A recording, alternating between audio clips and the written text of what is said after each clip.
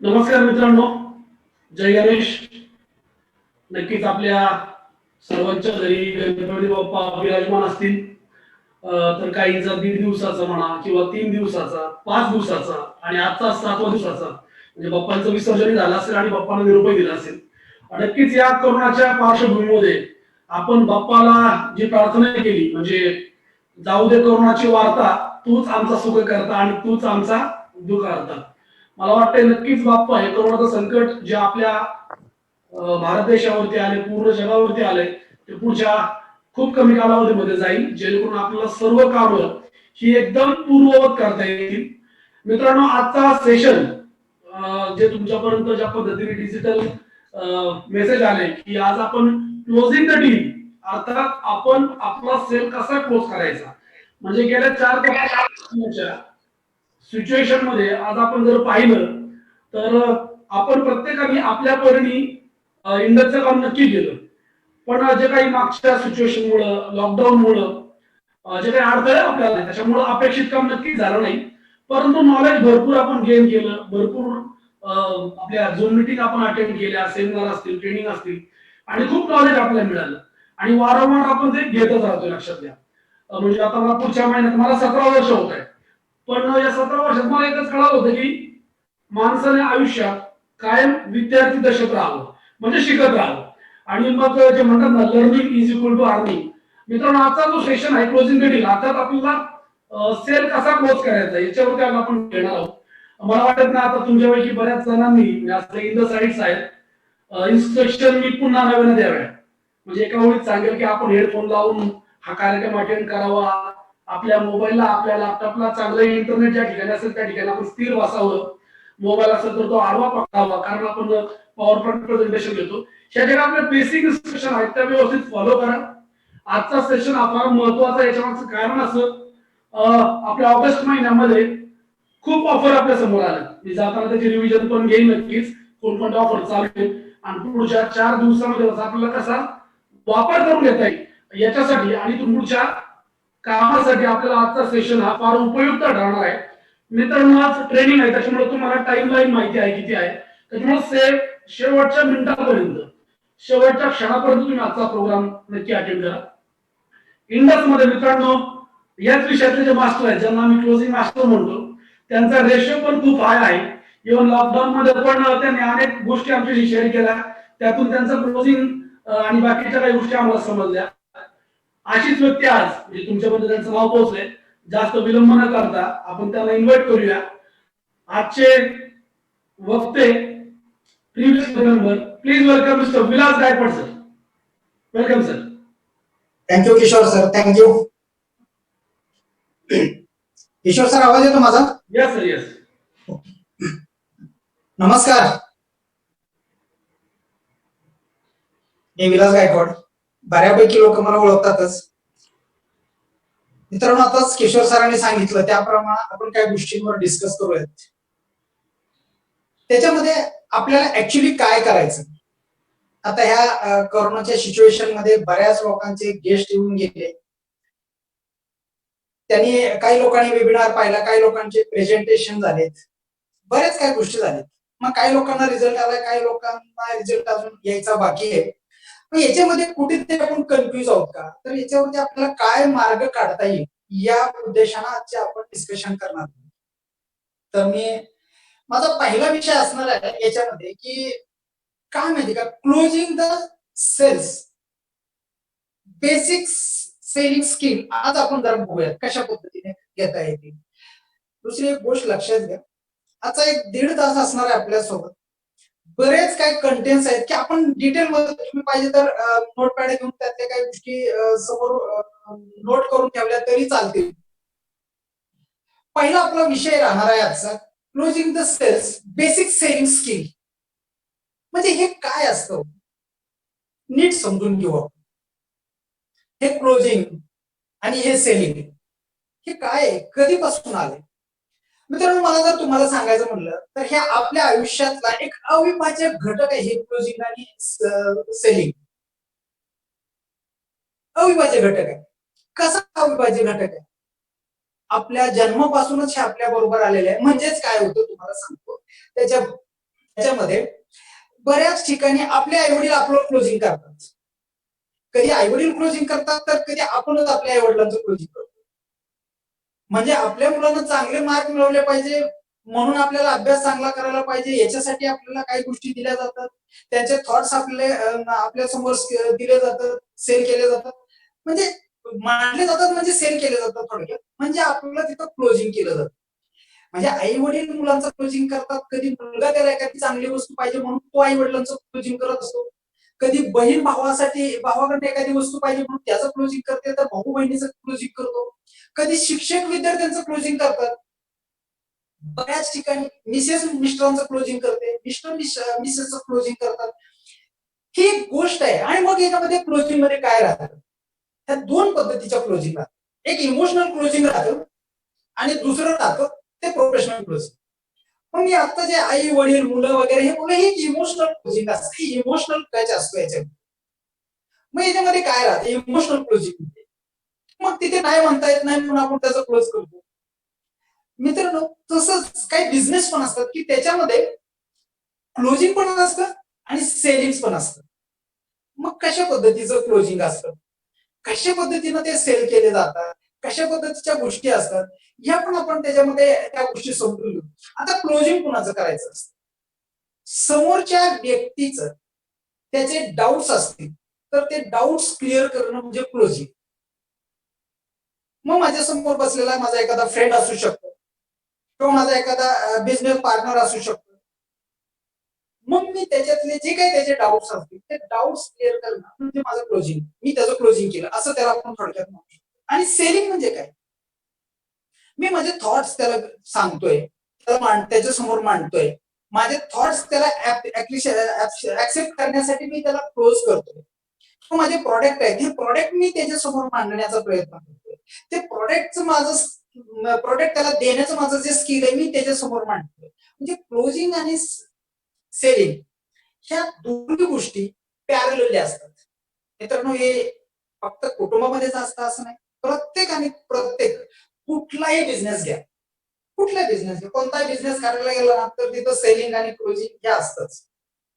मग काही ठिकाणी प्रोफेशनल असतं, काही ठिकाणी मी सांगितलं त्याप्रमाणे. तर आपल्याला इंडस्ट्रीमध्ये पण असं काही क्लोजिंग असतं, हे क्लोजिंग कसं करायचं असतं, मग याला एक सिस्टम असते आणि मग या सिस्टम प्रमाणे आपल्याला जाणं गरजेचं असतं. त्यालाच आपण काय म्हणतो माहिती का, त्याला म्हणतो सेल्स प्रोसेस. म्हणजे प्रत्येक ठिकाणी सेल्स प्रोसेस असते. मित्रांनो, मला हे सांगायचंय, ह्या सेल्स प्रोसेस मधनं आपण ह्या गोष्टी तर बऱ्याच ठिकाणी ऐकलेल्या आहेत, म्हणजे समजून घेतलेत, बऱ्याच ट्रेनिंग मधून आपण हे ऐकलोय. लिस्ट काढली पाहिजे, प्रॉपर लिस्ट असली पाहिजे, व्यवस्थित त्याचं कॅटेगरायझेशन केलं गेलं पाहिजे. कॅटेगरायझेशन झाल्यानंतर त्याला अप्रोच म्हणजेच की आपण त्याला इन्व्हाइट केलं गेलं पाहिजे. इन्व्हिटेशन प्रॉपर दिल्यानंतर त्याला आपण प्रेझेंटेशन मध्ये इन्व्हॉल्व करणं गरजेचं असतं. एकतर वेबिनारच्या माध्यमातून असतं, सेमिनारच्या माध्यमातून असतं, किंवा वन टू वन प्रेझेंटेशनच्या माध्यमातून असतं, किंवा ग्रुपच्या माध्यमातून असतं. या गोष्टी आपण करतोच.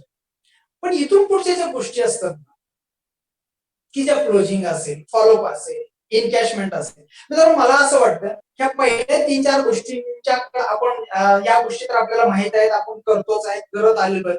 पण हे जे पुढच्या गोष्टींमध्ये जिथं आपल्याला काही प्रॉब्लेम येतात, हे प्रॉब्लेम आज आपण जरा नीट समजून घेऊ की काय नेमके प्रॉब्लेम येतात, मग याच्यासाठी काय करायला लागत, मग त्याच्यात क्लोजिंग करायचं. म्हणजे क्लोजिंग करायचं म्हणजे कधी करायचं, क्लोजिंग करायचं म्हणजे कधी करायचं क्लोजिंग, मग का करायचं क्लोजिंग, कसं करायचं क्लोजिंग, कधी करायला पाहिजे, गेस्टनं प्रेझेंटेशन बघितल्यानंतर किती वेळानंतर आपलं क्लोजिंग व्हायला पाहिजे. मित्रांनो, माझा 17 वर्षाचा अनुभव मी तुमच्या समोर शेअर करतो. प्रेझेंटेशन झाल्यानंतर 24 तासात, त्या 24 तास 48 तास, फार फार 72 तासामध्ये आपलं क्लोजिंग झालं.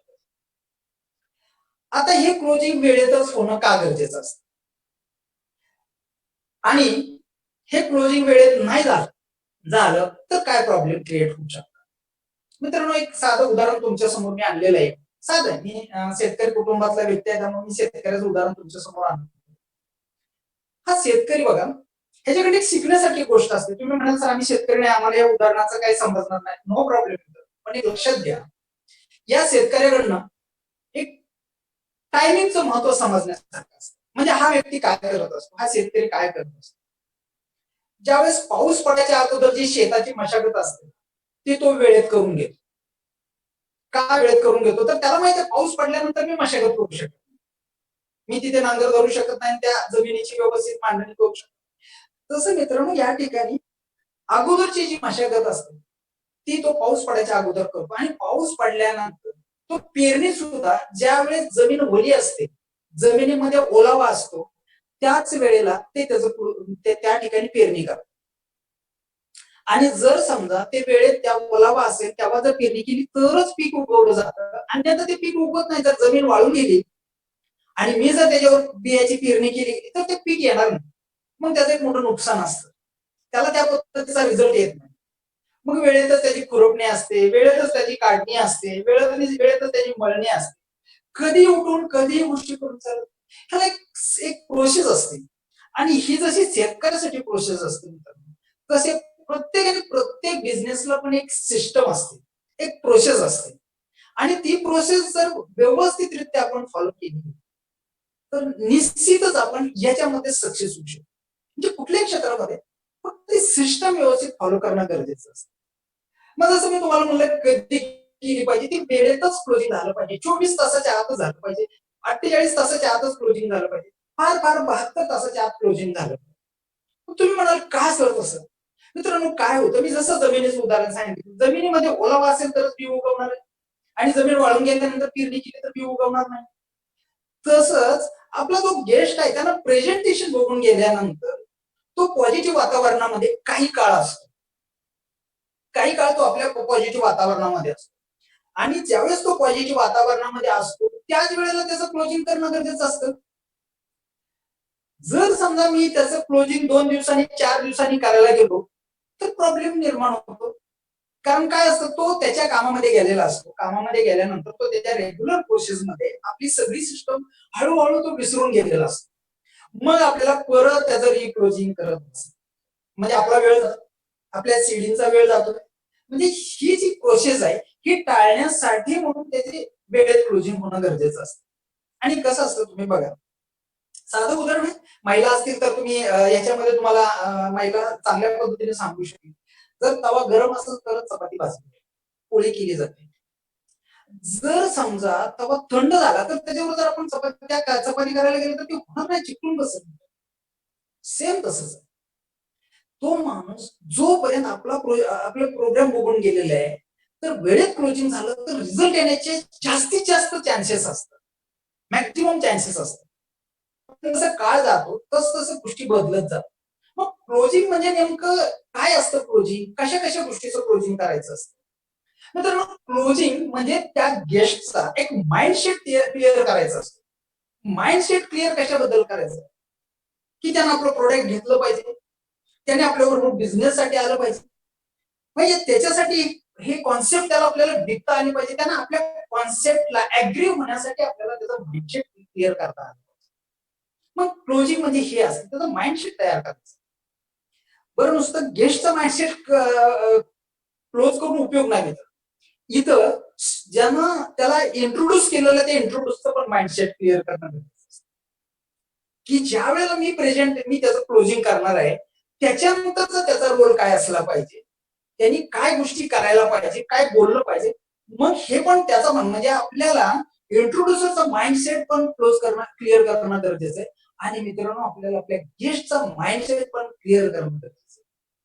आणि मग त्याला नुसतं माइंडसेट करून नाही चालणार, तर त्याचं क्लोजिंग अशाही पद्धतीचं झालं पाहिजे की त्याला एक डिसिजन घ्यायला आपल्याला तयार करता आलं पाहिजे, तिथपर्यंत आपल्याला नेता आलं पाहिजे. म्हणजे एकतर त्याला डिसिजन घ्यायला लावता आलं पाहिजे किंवा त्याला डिसिजन घेण्यासाठी आपण मदत करण्याचा प्रयत्न केला पाहिजे.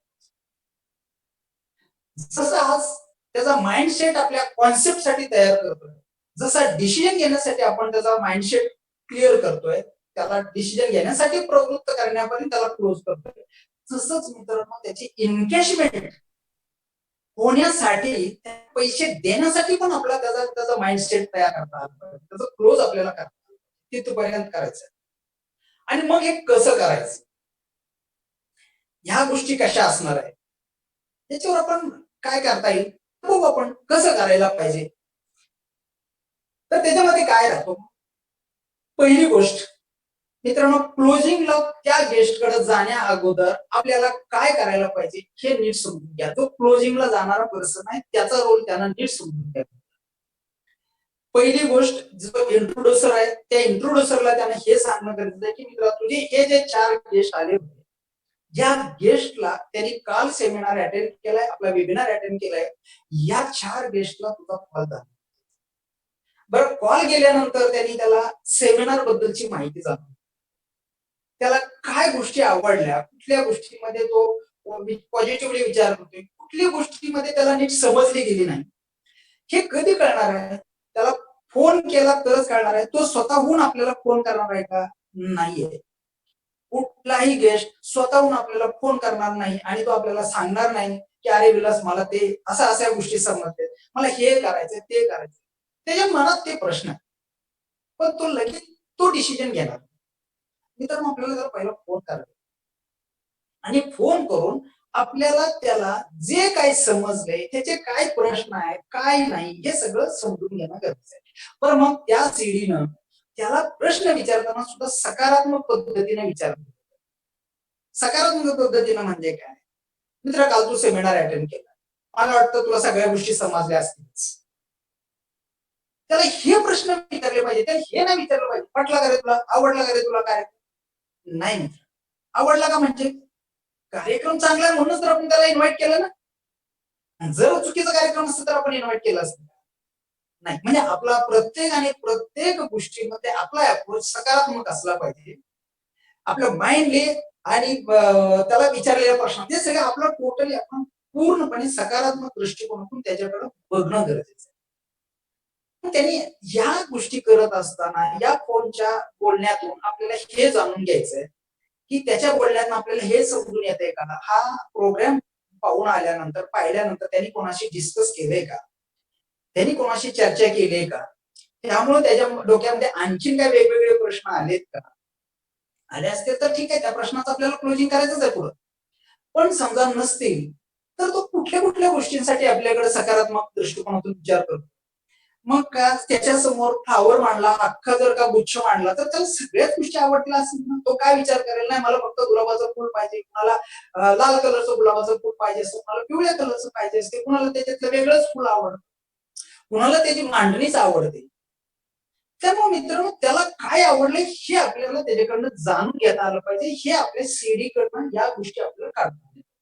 म्हणजे काय, मग त्याला काय आवडू शकतं, त्याला कुठल्या गोष्टीमध्ये इंटरेस्ट वाटला, जास्त इंटरेस्ट तर सगळ्याच गोष्टीमध्ये असणार आहे त्याचा, पण त्याचा जास्त मोठ्या प्रमाणामध्ये कुठल्या गोष्टीमध्ये इंटरेस्ट आहे, म्हणजे त्याला पीएचपी मध्ये इंटरेस्ट आहे काय, त्याला डीएनए वाईज मध्ये इंटरेस्ट आहे का, त्याला हेल्थ फ्रेंडची आवश्यकता आहे म्हणून त्याने हेल्थ फ्रेंडवर जास्त, कारण त्याच्या कम्युनिकेशन मधून आपल्याला या गोष्टी समोर येणार आहेत. त्याला ट्रीटमेंट पॅकेजची फॅसिलिटीची आवश्यकता वाटते का, त्याला बिझनेस जास्त इंटरेस्टेड, बिझनेसमध्ये तो जास्त इंटरेस्टेड, हे आपल्याला तो सांगणार नाही. आपण जो कॉल करणार आहे, ज्याचा तो गेस्ट आहे, त्याने त्याला हे कॉल करून त्याच्याकडून ह्या बेसिक गोष्टी आपल्याला समजून घ्यायचे. त्याचे काय प्रश्न आहेत, असतील तर ते कुठले प्रश्न आहेत, हे सगळं समजून घ्यायचं. हे का करायचं तुम्हाला सांग. आपण डॉक्टरकडे जातो, असं आहे का हो की डॉक्टरकडे गेलो आणि गेल्याबरोबर डॉक्टरने लगेचच स्ट्रेचरवर घेतलाय, लगेच त्यांना ऑपरेशन थिएटरमध्ये त्याला स्ट्रेचरवर घेऊन ऑपरेशन करायला नाही. किंवा साधं ओपीडी मध्ये जरी गेलो तर ओपीडी मध्ये गेल्यानंतर आपण एंट्री केली आणि डॉक्टर उठला आणि लगेचच त्याने काढलं इंजेक्शन, नाही होणार. किंवा लावलं सलाईन, झोप येते लावतो सलाईन, होणार आहे का, नाही होणार. ते आपल्याकडनं पहिलं फीडबॅक घेतात, काय आहे, काय त्रास होतोय, कधीपासून त्रास होतोय, फॅमिलीमध्ये असा काय प्रॉब्लेम होता, या सगळ्या गोष्टी आपल्याकडनं ते जाणून घेतात. जसं ते जाणून घेतात तसं आपल्याला याचा फीडबॅक जाणून घेणं गरजेचं आहे. आफ्टर सेमिनार नंतरची तरी त्याची काय सिच्युएशन आहे, त्याची माइंडसेट काय झालाय, त्याची मानसिकता कुठली आहे, त्याचे प्रश्न असतील तर ते कुठले आहेत, हे आपल्याला त्याच्यामध्ये व्यवस्थितरित्या त्याच्याकडनं क्लिअर घेता येणं गरजेचं आहे, हे घेता आलं. मग त्याचे कुठले प्रश्न असणार, मग त्याला प्रेझेंटेशन करायला जाताना आपण कशा पद्धतीनं, आता त्याचं आपलं ऍक्च्युअली प्रेझेंटेशन चालतं, मग तिथे गेल्यानंतर आपला अप्रोच कसा असला पाहिजे, मग काय आपला अप्रोच असला पाहिजे, मग त्याला प्रश्न विचारायचे, मग काय प्रश्न विचारले गेले पाहिजे, त्याला कुठल्या पद्धतीचे प्रश्न त्याला विचारणं गरजेचं आहे. मग त्याचे प्रश्न काय असणार आहेत, कुठले प्रश्न विचारायला पाहिजे. पहिली तर गोष्ट तुम्हाला म्हणतो, जो क्लोजिंग करणारा व्यक्ती आहे, या क्लोजिंग करणाऱ्या व्यक्तीने तिथे गेल्यानंतर 2 मिनिटात आपला रॅपो डेव्हलप करणं गरजेचं असतं. उगीच लाभ लाभ लाभ हे करूया, मी असं आहे तसं आहे, नको नको नको. 2 मिनिटात तुमची ओळख, त्याने इंडस्ट्री ओळख करून घेतलेली सेमिनार मध्ये, आता आपली ओळख त्याला 2 मिनिटात झाली, 2 ते 3 वाक्यात आपली ओळख त्याच्याकडे झाली पाहिजे. आणि तो अप्रोच झाल्यानंतर मग आपण त्याला प्रश्न विचारणं गरजेचं आहे, आणि ते प्रश्न आपल्याला पॉझिटिव्ह असतात. मग पॉझिटिव्हली प्रश्नांमध्ये कुठले प्रश्न आहेत, तर ते आपल्या प्रॉडक्ट बद्दलचे प्रश्न विचारतात, कंपनी बद्दलचे काय प्रश्न आहेत ते विचारले, बिझनेस बद्दल, बिझनेस ऑपॉर्च्युनिटी बद्दलचे काय प्रश्न आहेत ते त्याच्याकडे विचारले पाहिजे. मग कसे विचारले पाहिजे, तुम्ही कालच्या प्रेझेंटेशन संपून घेतलेलं, मला वाटतं सगळं प्रेझेंटेशन तुम्ही डिटेलमध्ये संपूनच घेतलं, त्याच्यातल्या कुठल्या कुठल्या गोष्टी तुम्ही खूप चांगल्या पद्धतीने तुम्हाला आवडलेल्या आहेत, म्हणजे प्रत्येक ठिकाणी त्याला पॉझिटिव्ह अप्रोचने क्लोज करणं गरजेचं, किंवा त्याला चेकअपच्या संदर्भात तुम्ही सगळ्या गोष्टी समजूनच घेतल्या, चेकअप पण त्याने चेकअपचं इम्पॉर्टन्स तुम्ही समजून घेतलंय, मग काय विचार केला तुम्ही, घरात किती लोकांचं चेकअप करायचं ठरवलं, कोणाकोणाचं डीएनए करायचा डिसिजन घेतला, इंडस बेनिफिट बद्दल त्याला प्रश्न विचारू शकतो, तुम्ही इंडस बेनिफिट सगळं जाणून घेतलं का, तुम्हाला त्याच्यामध्ये काय आणखीन समजलं नाही असा एखादा प्रश्न आहे का, की एखादा प्रश्न मला समजलेला नाही, त्याच्यावर आपण डिस्कस करू शकतो. बिझनेस ऑपॉर्च्युनिटी बद्दलच्या गोष्टी नीट समजल्यात का, त्याच्यामध्ये तुम्हाला काय वाटतं का, एखादा क्वेरीज असेल तर तसे सांगा, आपण त्याच्यावर डिस्कस. आणि मला हे सांगायचं की त्याला एमटी होऊ द्या, पूर्ण बोलू द्या. आपण प्रश्न विचारल्यानंतर लगेचच दुसरा प्रश्न, लगेचच तिसरा प्रश्न नाही मित्र. पहिली गोष्ट म्हणजे त्याला मोकळं होऊ द्या, त्याला रिलॅक्स होऊ द्या, रिलॅक्स होऊ द्या ना थोडंसं. आणि त्याचं ऐकून घ्या. त्याचा कुठलाही प्रश्न असला तर मित्रांनो त्याला रिएक्ट करायची गरज नाही. कुठलाही प्रश्न, तो जरी म्हणला ना, नाही नाही हे असं नसतं ते तसं, ओके बरोबर आहे तुमचं, ऍक्सेप्ट करा. जे सॅटमॅक सूत्र आपण वापरतोय ना, ते सूत्र इथं क्लोज करताना हे आपल्याला वापरायचं आहे. आणि दुसरी महत्वाची गोष्ट, जो आपण फीडबॅक घेतलेला आहे तो फीडबॅक आपल्या माइंड मध्ये ठेवायचा, लगेच आलं की सुरूच नाही करायचं, तुम्हाला हे आवडलं होतं, तुम्ही याला हा फोन केलता नाहीये, गोष्टी नीट समजून घेणं गरजेचं आहे. मग ज्या वेळेस त्याचे काय प्रश्न येतात, त्याच्या काय क्वेरीज येतात, ते आपण पुढे काढूयात. मग त्याच्यामध्ये त्याचे प्रश्न काय असणार आहे, तर घ्या. आता त्याला प्रश्न विचारताना हे प्रश्न विचारणं गरजेचं नाही, फक्त येस किंवा नो मध्येच प्रश्न नाहीत, त्याचे प्रश्न वेगवेगळे असू शकतात, त्याच्या प्रश्नाचं उत्तर डिटेलमध्ये आपल्याला मिळणं गरजेचं आहे. आणि नुसतं त्याला आपण विचारलं तुम्हाला बिझनेस बद्दल सगळ्या गोष्टी आवडल्या का, लगेच तो म्हणणार नाही येस किंवा नाही, ते नको.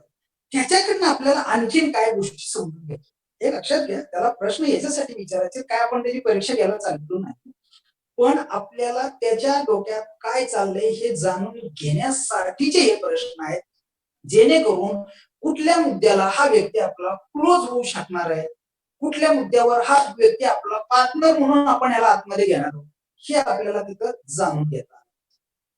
आणि मग त्याच्या काही ज्या क्वेरीज असतात त्या क्लिअर करणं गरजेचं असतं. आता त्याच्यामध्ये पण असं असतं, जर त्याला शंका नसेल तर उगीच मी शंका काढत बसण्यात, शंका काढून त्याला कुठेतरी भरकटत नाही ना, पॉईंट नाही. त्याचा असल प्रश्न, त्याची शंका असते तरच त्याच्यावर आपण विचार करणं गरजेचं आहे. त्याला त्यांनी कुठलाही प्रश्न विचारला तर तो नीट समजून घेणं गरजेचं आहे आणि त्याला शांतपणे उत्तर देणं गरजेचं आहे मित्रांनो. का, त्याने प्रश्न विचारला म्हणून आपण इरिटेट होण्याचं कारण नाहीये. तो प्रश्न विचारला पाहिजे का नाही पाहिजे ते, अहो तो आपल्याला 21,500 रुपये देणार आहे, 17,700 रुपये देणार आहे किंवा आज 50,000 रुपये देणार आहे त्याच्या फॅमिलीचे चेक करण्यासाठी, त्याने आपल्याला प्रश्न विचारायला पाहिजे का नाही पाहिजे? तुम्हाला काय वाटतंय? मित्रांनो, त्याने आपल्याला प्रश्न विचारायला पाहिजे.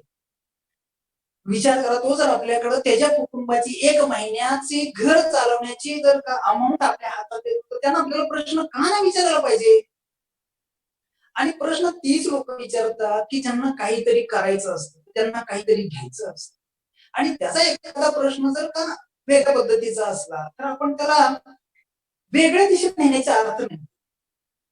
समजा त्याने एखाद्याने मार्केटिंग मध्ये कुठेतरी काम केलेलं असेल आणि त्याचा एखादा मार्केटिंग रिलेटेड प्रश्न असेल, लगेच पॅनिक व्हायचं कारण नाही आपल्याला. इथं तुम्हाला सांगतो, डोक्यावर बर्फ, तोंडात साखर ठेवणं गरजेचं आहे. डोक्यावर बर्फ ठेवायचा, तोंडात साखर ठेवायची, त्याचे जे काय प्रश्न आहेत ते सगळे प्रश्न आपण शांतपणे ऐकून घ्यायचे. ह्याच्या मागचं कारण सांगतो तुम्हाला. त्याचे जे डाऊट आहेत, हे जर डाऊट आपण नीट समजून घेतले तर तुमच्या माहितीसाठी सांगतो, त्याच्या प्रश्नामध्येच उत्तर असतंय. त्याचा जो प्रश्न असणार आहे, या प्रश्नामध्ये त्याचं उत्तर असतं. म्हणून आपल्याला त्याला या ठिकाणी क्लोज करताना शांततेत क्लोज करायचं, रिॲक्ट नाही व्हायचं. मग वेगळा अर्थ काढायची गरज नाही. किंवा बऱ्याच ठिकाणी काय होतं तुम्हाला सांगतो, एकच प्रश्न त्याला जर एकाच वाटलं तर त्याच्याच बाजूने गोल गोल गोल गोल फिरत राहायचं, फिरून फिरून तोच, फिरून फिरून नाही. एक प्रश्न, तो विषय त्याचा क्लिअर झाला, नेक्स्ट पुढच्या गोष्टीकडे जाणार. एखाद दुसऱ्या उदाहरणामधून त्याला ती गोष्ट समजली गेली तर तिथं ती थांबली गेली पाहिजे. एकच विषयासाठी हे उदाहरण दे, ते उदाहरण दे, ते उदाहरण दे, त्याला कन्फ्यूज नाही करायचं. मित्रांनो, हे ज्यावेळेस त्याचे प्रश्न असतात तर मग आपण त्याचे काही प्रश्न काय काय येणार आहेत त्याचे, मग येणाऱ्या प्रश्नाला आपण व्यवस्थितरित्या हँडल करता आलं पाहिजे आपल्याला. मग ते काय प्रश्न असतील, मग त्याचे असतील प्रश्न, मग वेगवेगळ्या माध्यमातून वेगवेगळ्या कॉन्सेप्ट बद्दल प्रश्न असतील त्याचे, मग पीएचपी बद्दल प्रश्न असतील काही लोकांचे, बरोबर आहे. काहींचे पीएचपी बद्दल प्रश्न असणार आहेत, काहींचे डीएनए बद्दल आणि काहींचे बिझनेस बद्दल. आपण स्टेप बाय स्टेप. आता जर पीएचपी बद्दल त्यानं प्रश्न विचारला आणि त्याचा जर हा प्रश्न असेल, असे अनेक प्रश्न असणार आहेत. मी याच्यामध्ये बरेच अजून काय प्रश्न ऍड होणार आहेत, मी जाता जाता ते तुम्हाला, कारण माझा फील्डवरचा एक्सपिरियन्स मी तुमच्यासोबत शेअर करतो. चेकअपची गरज वाटत नाही, हा त्याचा प्रश्न आहे. मग आता जर एखादा म्हणलं चेकअपची गरज वाटत नाही, तर त्याला आपण हे म्हणणं गरज आहे, बरोबर आहे का? काय असं कसं काय चेकअपची गरज वाटत नाही, तुला कळत नाही? चेकअपची गरज वाटत नाही हे त्यानं ज्यावेळेस उत्तर प्रश्न ज्यावेळेस त्याला ते वाटलं, त्यानं ज्यावेळेस समोर मांडलं, त्यावेळेस आपण शांतपणे हे बोलणं गरजेचं आहे, बरोबर आहे. पण तुम्हाला असं का वाटतं हे चेकअपची गरज वाटत नाही? बरं ठीक आहे, मग तुम्हाला काय वाटतं कधी चेकअप करायला पाहिजे असं तुम्हाला वाटतं? माणसाला चेकअपची गरज कधी असते असं तुम्हाला वाटतं? कधी करायला पाहिजे चेकअप माणसानं? मग हा पहिल्या स्टेजमध्ये चेकअप करणं योग्य वाटतं का सेकंड स्टेजमध्ये आजार केल्यानंतर चेकअप करणं योग्य वाटतं का लास्ट स्टेजला गेल्यानंतर डॉक्टरांनी सांगितल्यानंतर चेकअप करणं योग्य वाटतं? तुमचं म्हणणं काय आहे? काही हरकत नाही साहेब, तुमचं म्हणणं मला पण पडतं. पण तुम्हाला काय वाटतं? तुमचा विचार सांगा, तुमचाच विचार काय याच्यात? मग समजा मला असं वाटतं की समजा तुम्हाला वाटत असेल की मला काही झालेलं नाही, मला डॉक्टरांनी सांगितलेलं नाही आणि मग सांगितल्यानंतर मी चेकअप करायला जाईल. हो नक्कीच. पण डॉक्टर कुठल्या स्टेजला आपल्याला टेस्ट करायला सांगतात? मग ज्या वेळेला आपल्याला टेस्ट करायला सांगतात, मग त्यावेळेची सिच्युएशन काय असते? मग त्या पेशंटची सिच्युएशन काय असते? कुटुंबाची सिच्युएशन काय असते? बरं त्यावेळेला त्याची आर्थिक कंडिशन काय आहे? हे सगळ्या गोष्टी जाणून घेणं गरजेचं आहे. लास्ट स्टेजला गेल्यानंतर डॉक्टरांनी सांगितल्यानंतर चेकअप करण्यापेक्षा ते जर अगोदर चेकअप केलं तर ह्या सगळ्या पहिली, दुसरी, तिसरी ह्या सगळ्या स्टेप तुम्हाला टाळता येऊ शकतात. बरोबर. याच्या पुढे जाऊन मी तुम्हाला हे विचारेल म्हणायचं साहेब, मला एक सांगा उदाहरण काय होतं माहिती का? लहान मुलांना पोलिओचा डोस कधी दिला पाहिजे? तुम्हाला काय वाटतं? कधी पाजला पाहिजे? पोलिओ झाल्यानंतर डोस पाजला पाहिजे का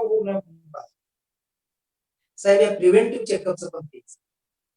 काही झाल्यानंतरच्या टेस्ट मध्ये ते प्रिव्हेन्शन मध्ये, ते डायग्नोस मध्ये. पण आज होऊ नये म्हणूनच्या ज्या टेस्ट असतात त्यालाच प्रिव्हेंटिव्ह हेल्थ चेकअप. आणि वेळेत एखादी गोष्ट समजली तर भविष्यातला एक मोठा धोका, भविष्यातलं एक मोठं संकट आज सहज सहज जाता जाता तुम्हाला मला कव्हर करता येऊ शकतं ना सर? काय वाटतं तुम्हाला? म्हणजे मी म्हणतोय हे म्हणून नाही, पण तुम्ही तुम्ही विचार करा याच्यावर. शांतपणे विचार करा सर. ज्यावेळेस या गोष्टी येतात ना, मग त्याला काय होतं तुम्हाला अजून याचं सांगतो, हे जरा केसच्या संदर्भात ना आपली गोष्ट काय होते? आपण म्हणतो की सर त्याला वाटतं चेकअपची गरज नाही. मला एक सांगा, आज लोक मोबाईल यूज करतात. आज 30,000चा पण मोबाईल यूज केला जातो आणि आज 70,000चा पण आयफोन पण यूज केला जातो. हा काय यूज केला जातो आयफोन? 70,000चा मोबाईल ती लोक का वापरतात? त्याला त्याचं महत्व कुणीतरी समजून सांगितलं, त्याचे फीचर समजून सांगितले. मग आज 10,000च्या मोबाईल मधले फीचर्स आणि 70,000च्या आयफोन मधले फीचर्स डिफरन्स असणारच आहे ना. मग त्याला ती गरज निर्माण करून दिली गेली, त्याने तो मोबाईल काढला. त्याने ती गरज निर्माण करून दिली आणि निर्माण करून ती त्याच्यासमोर मांडली गेली. मित्रांनो, आपल्याला त्या माणसाला चेकअपची गरज वाटत नाही हे तर समजून सांगायला लागतं. अन्यथा त्याला ती चेकअपची गरज कशी आहे ती त्याला समजून सांगायला आणि शांतपणे समजून सांग. इरिटेट होऊन तर सगळ्यांचे सगळेच प्रश्न असतात असं नाही. जसा माणूस बदलतोय तसं क्लोजिंग बदलतं, जसा माणूस बदलतोय तसं प्रश्न बदलतात आणि जसे प्रश्न बदलणार तशी उत्तर बदलते. क्लिअर होतो या प्रश्नाचं उत्तर. मग साहेब जर समजा आज लास्ट एजला एखादी जाणारी गोष्ट वेळेत योगा करू शकतो, प्राणायाम करू शकतो, आपल्या फॅमिली डॉक्टरांचा सल्ला घेऊन काय बेसिक गोष्टींची काळजी घेऊ शकतो, लाईफस्टाईल चेंज करून आपण आपलं लाईफ व्यवस्थितरित्या पुढे जगू शकतो, तर आपल्याला बोलता येण्यासाठी चान्स आहे. साहजिक आहे भीती वाटते, साहजिक आहे. कारण भीती कधी आणि कुणाला वाटते? ज्या वेळेला एखाद्या गोष्टीचं नॉलेज डिटेलमध्ये नसतं त्यावेळेला त्या गोष्टीची भीती वाटते. आज भीती कशाची वाटली पाहिजे? मला एखादा मोठा प्रॉब्लेम आलाय आणि मला हॉस्पिटलमध्ये जायचंय, तिथे घेऊन गेल्यानंतर डॉक्टरनी सांगितलं की हे एक ऑपरेशन करायचंय, तर ते ऑपरेशन माझं सक्सेस होईल का याची मला भीती वाटली पाहिजे. बरं, ते ऑपरेशन सक्सेस करण्यासाठी लागणारी अमाऊंट मी तेवढ्या वेळेमध्ये मॅनेज करू शकेल का याची भीती वाटली पाहिजे. झाल्यानंतर मी चेकअप केल्यानंतर काही समजलं चांगली गोष्ट आहे ना. आज नाही समजलं तर 4 महिन्यांनी समजणार आहे, वर्ष 2 वर्षांनी समजणार आहे, पण त्यावेळेची स्टेज वेगळी असणार. तुमचं चुकीचं म्हणणं आहे असं मला म्हणायचं नाहीये, मला भीती वाटते, तुम्ही बरोबर बोलताय, पण मला तुम्हाला हे सांगायचंय, अज्ञान असल्यामुळे आपल्याला भीती वाटते. सर मला तुम्ही सांगा, आपण विहिरीमध्ये पोहायला जातो, ज्या माणसाला परफेक्ट पोहायला येतं तो माणूस विहिरीमध्ये व्यवस्थित पोहतो किंवा डॅम मध्ये व्यवस्थित पोहतो का नाही? तर पोहायची भीती वाटते का? नाही वाटत, कारण त्याला त्याचं परफेक्ट नॉलेज असतं. पण ज्याला काय पोहण्याचं स्विमिंगचं नॉलेजच नाही तो पाण्यातच उतरणार नाही, त्याला भीती वाटणारच आहे पाण्याची.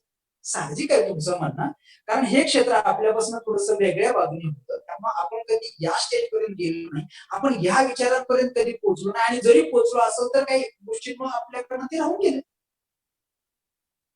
मग आज ही भीती काढण्यासाठी या गोष्टी आपल्याला त्याच्यासमोर मांडणं गरजेचं. म्हणजे एवढ्याच गोष्टी असतात असं नाही. एक लक्षात घ्या, समोरचा माणूस कोण आहे, त्याला कुठल्या पद्धतीची भीती वाटते. म्हणजे बऱ्याच वेळा माझ्याकडे एक पेशंट असे होतं की त्याला हॉस्पिटलचीच भीती वाटते. म्हणजे तो गेला आणि त्या सिटी स्कॅनच्या मशीन मध्ये घातलं की त्याला त्रास होतो आणि मग भीती वाटते. त्याला त्याची ती भीतीच आपल्याला काढता आली पाहिजे. चेकअप साठी आई वडील तयार. अजून एक उदाहरण सांगतो मला भीतीतलं. तर मला तुम्ही सांगा भीती वाटते मधलं एक उदाहरण ह्या पुढच्याला. तर तुम्ही सांगा, आपण प्रत्येक जण ड्राईव्ह करतो, गाडी चालवतो. गाडी चालवत असताना आपण कशा पद्धतीने गाडी चालवतो? ती गाडी जर चालवायला परफेक्ट येत असेल तर घाबरतोय का? मी आत्ताच कधीतरी क्लास लावलाय आणि आत्ताच शिकलोय आणि मी आत्ता गाडी चालवायला लागलो, मला भीती वाटणार की नाही वाटणार? 100% वाटणार ना सर, कारण मला त्याचं जजमेंट. पण जर मला परफेक्ट जजमेंट असेल तर गाडी चालवायला भीती वाटणार. हा, गाडी चालवायला भीती वाटणार नाही याचा अर्थ मी कशी चालवून चालणार नाही, ती सांभाळून नियमानुसार चालवणं गरजेचं आहे, पण भीती वाटत नाही ना. मग चेकअपसाठी आईवडिलांना आईवडील तयार नाहीत. हा एक प्रश्न असतो बऱ्याचशा लोकांचा, जे बॅचलर मुलं असतात त्यांच्याकडे हा एक प्रश्न येतो बऱ्याच ठिकाणी असे प्रश्न, म्हणजे माझ्याकडे आलेले प्रश्न आहेत, कदाचित तुमच्याकडे वेगळे प्रश्न असू शकतात. मग चेकअपसाठी आईवडील बरोबर आहे. आज त्यांना या गोष्टीचं डिटेल नॉलेज नाही. कदाचित त्याच्यामुळे ते म्हणत असतील की आता नको नंतर करू, किंवा गरज नाही, म्हणजे आई वडील तयार होत नसतील.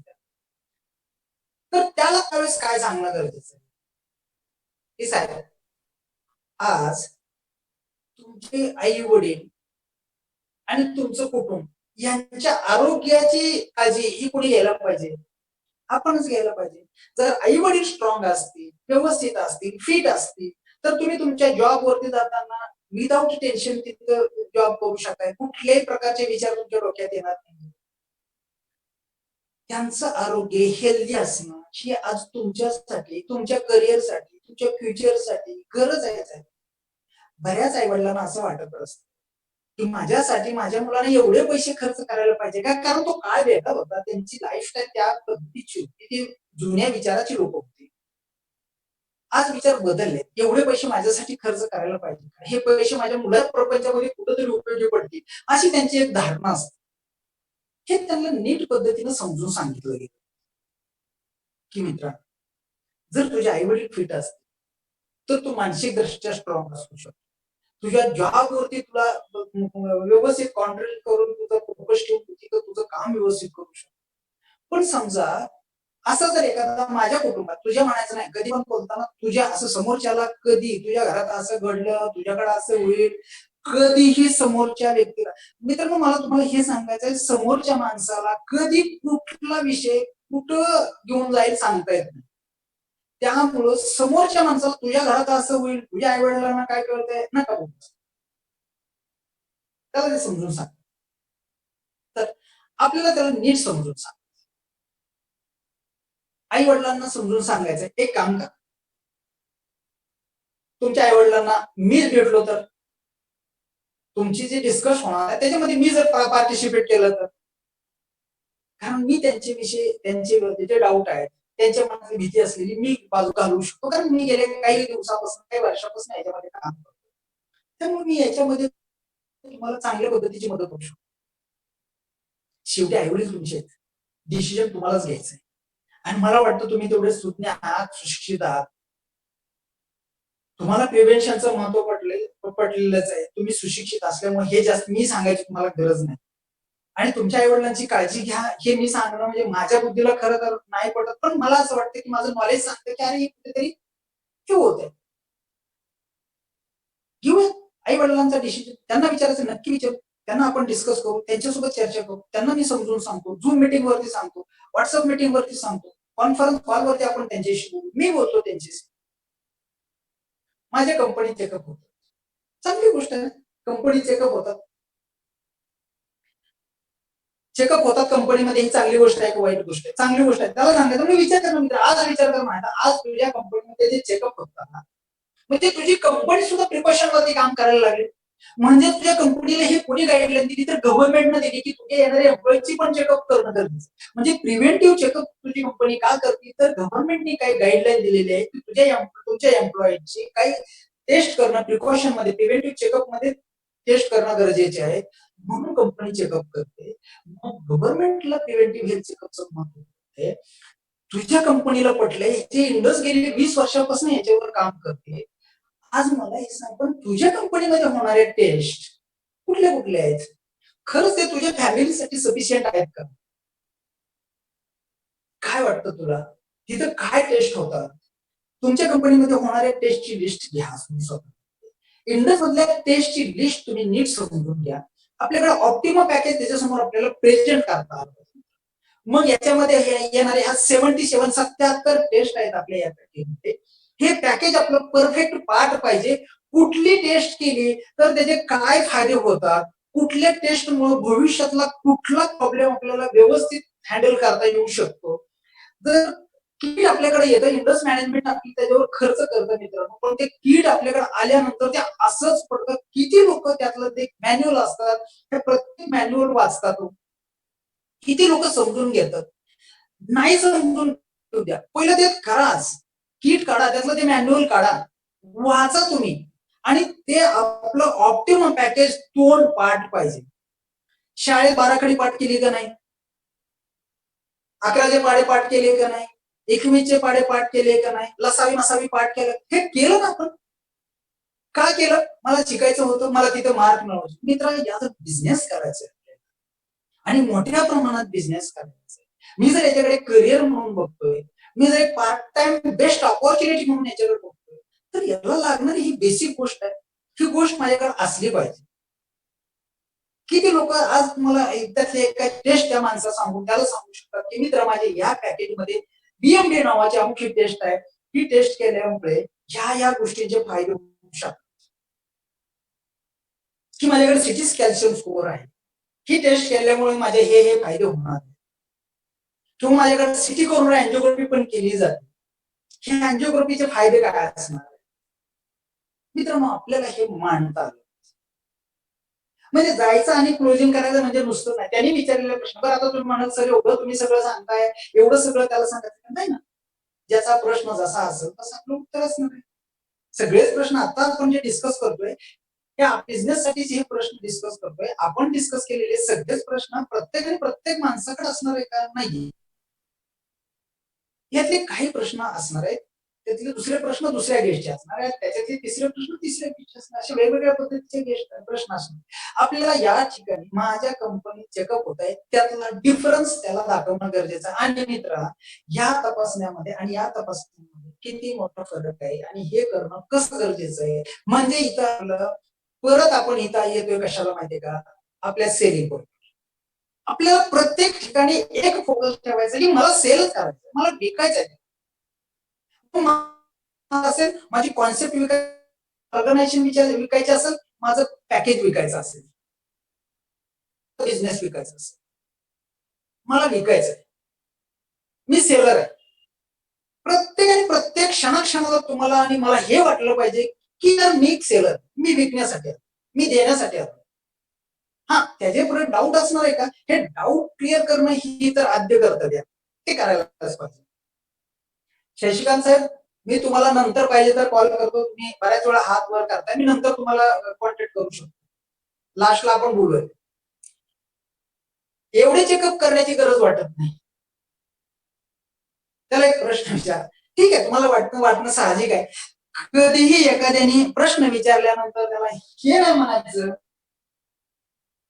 हे असं कसं होऊ शकतं, एवढ्या चेकअपची गरज नाही म्हणजे काय, फक्त काय ब्लडच्या टेस्ट करायचे का, फक्त क्रॉस कुठंच नाही चालायचं गेस्टला. मित्रांनो, हे लक्षात घ्या, ही आपल्या धंद्याची पहिली स्टेप आहे की त्यांना कुठलाही प्रश्न विचारला तर क्रॉस करायचं नाही, क्रॉस नाही करायचं. क्रॉस केल्यावर काय होणार आहे, तो आपल्यापासून बाहेर जाणार, लांब जाणार, तो आपला ऐकून घेणार. आपल्याला त्या माणसाला क्लोज करायचं आहे, आपलं करून घ्यायचंय, क्रॉस नाही करायचं. पहिली गोष्ट, एवढे चेकअप करण्याची गरज वाटत, बरोबर आहे तुमचं. सुरुवातीला मला पण असंच वाटत, पण मला तुम्हाला हे विचारायचंय, खरंच असं वाटतं तुम्हाला या सगळ्या गोष्टीची सगळ्या चेकअपची तुम्हाला गरज वाटत नाही? 2 मिनिटं पॉज घ्यायचा, सॉरी 2 मिनिटं 2 सेकंद पॉज. बघा, तो विचार करायला लागतो आणि मग त्याला हे सांगा, काय मला तुम्ही सांगा, जर माझ्या नाकाचा प्रॉब्लेम असला तर मी हार्टच्या डॉक्टरकडे जातो का हो? नाही ना जात. मी कुठे जातो? नाकाचा प्रॉब्लेम असेल तर मी नाकाच्या डॉक्टरकडे जातो का, हार्टच्या प्रॉब्लेमकडे जातो, कार्डिओलॉजिस्टकडे जातो का? नाही. आणि जर समजा मला फुफ्फुसांचा प्रॉब्लेम असेल तर मी किडनीच्या डॉक्टरकडे जातो का? नाही जात. का? किडनी स्पेशल वेगळा आहे, मी फुफ्फुसांसाठी गेलेलो. तर मला हे सांगायचं आहे, तर हे समजून सांगायचं की मित्रा, तुझ्या शरीरातला कुठला असा एखादा भाग असा आहे की त्याचं कामच नाहीये, निकमी आहे, बिनकामाचा आहे, असा एक अवयव आपल्या शरीरामध्ये आहे का की याचं काम नाही? नाही नाही, या डाव्या हाताचं कामच नाही, हे त्याला नाही सांगायचं, मी तुम्हाला सांगतो. नाही त्याला म्हणायचं की तुझ्या डाव्या हाताचं काम नाही, मग काढून टाकायचं नाही. हे तुम्हाला सांगतोय क्लोज करण्यासाठी तुमचा माइंडसेट क्लिअर असला पाहिजे की आपल्याला हे त्याचे प्रश्न आहेत तर त्याला आपल्याला कशा पद्धतीने कन्वर्ट करता आलं पाहिजे, काय करता आलं पाहिजे, त्याचे डाऊट कसे क्लिअर करता आले पाहिजे, त्याचे हे जे प्रश्न आहेत ते त्याला व्यवस्थितरित्या कशी त्याला मांडता आले पाहिजे. मग त्याला हे सांगणं गरजेचं की अशा आपल्या पूर्ण बॉडी मधला कुठला एक ऑर्गन्स आहे असा आहे की त्याचं काहीच काम नाही.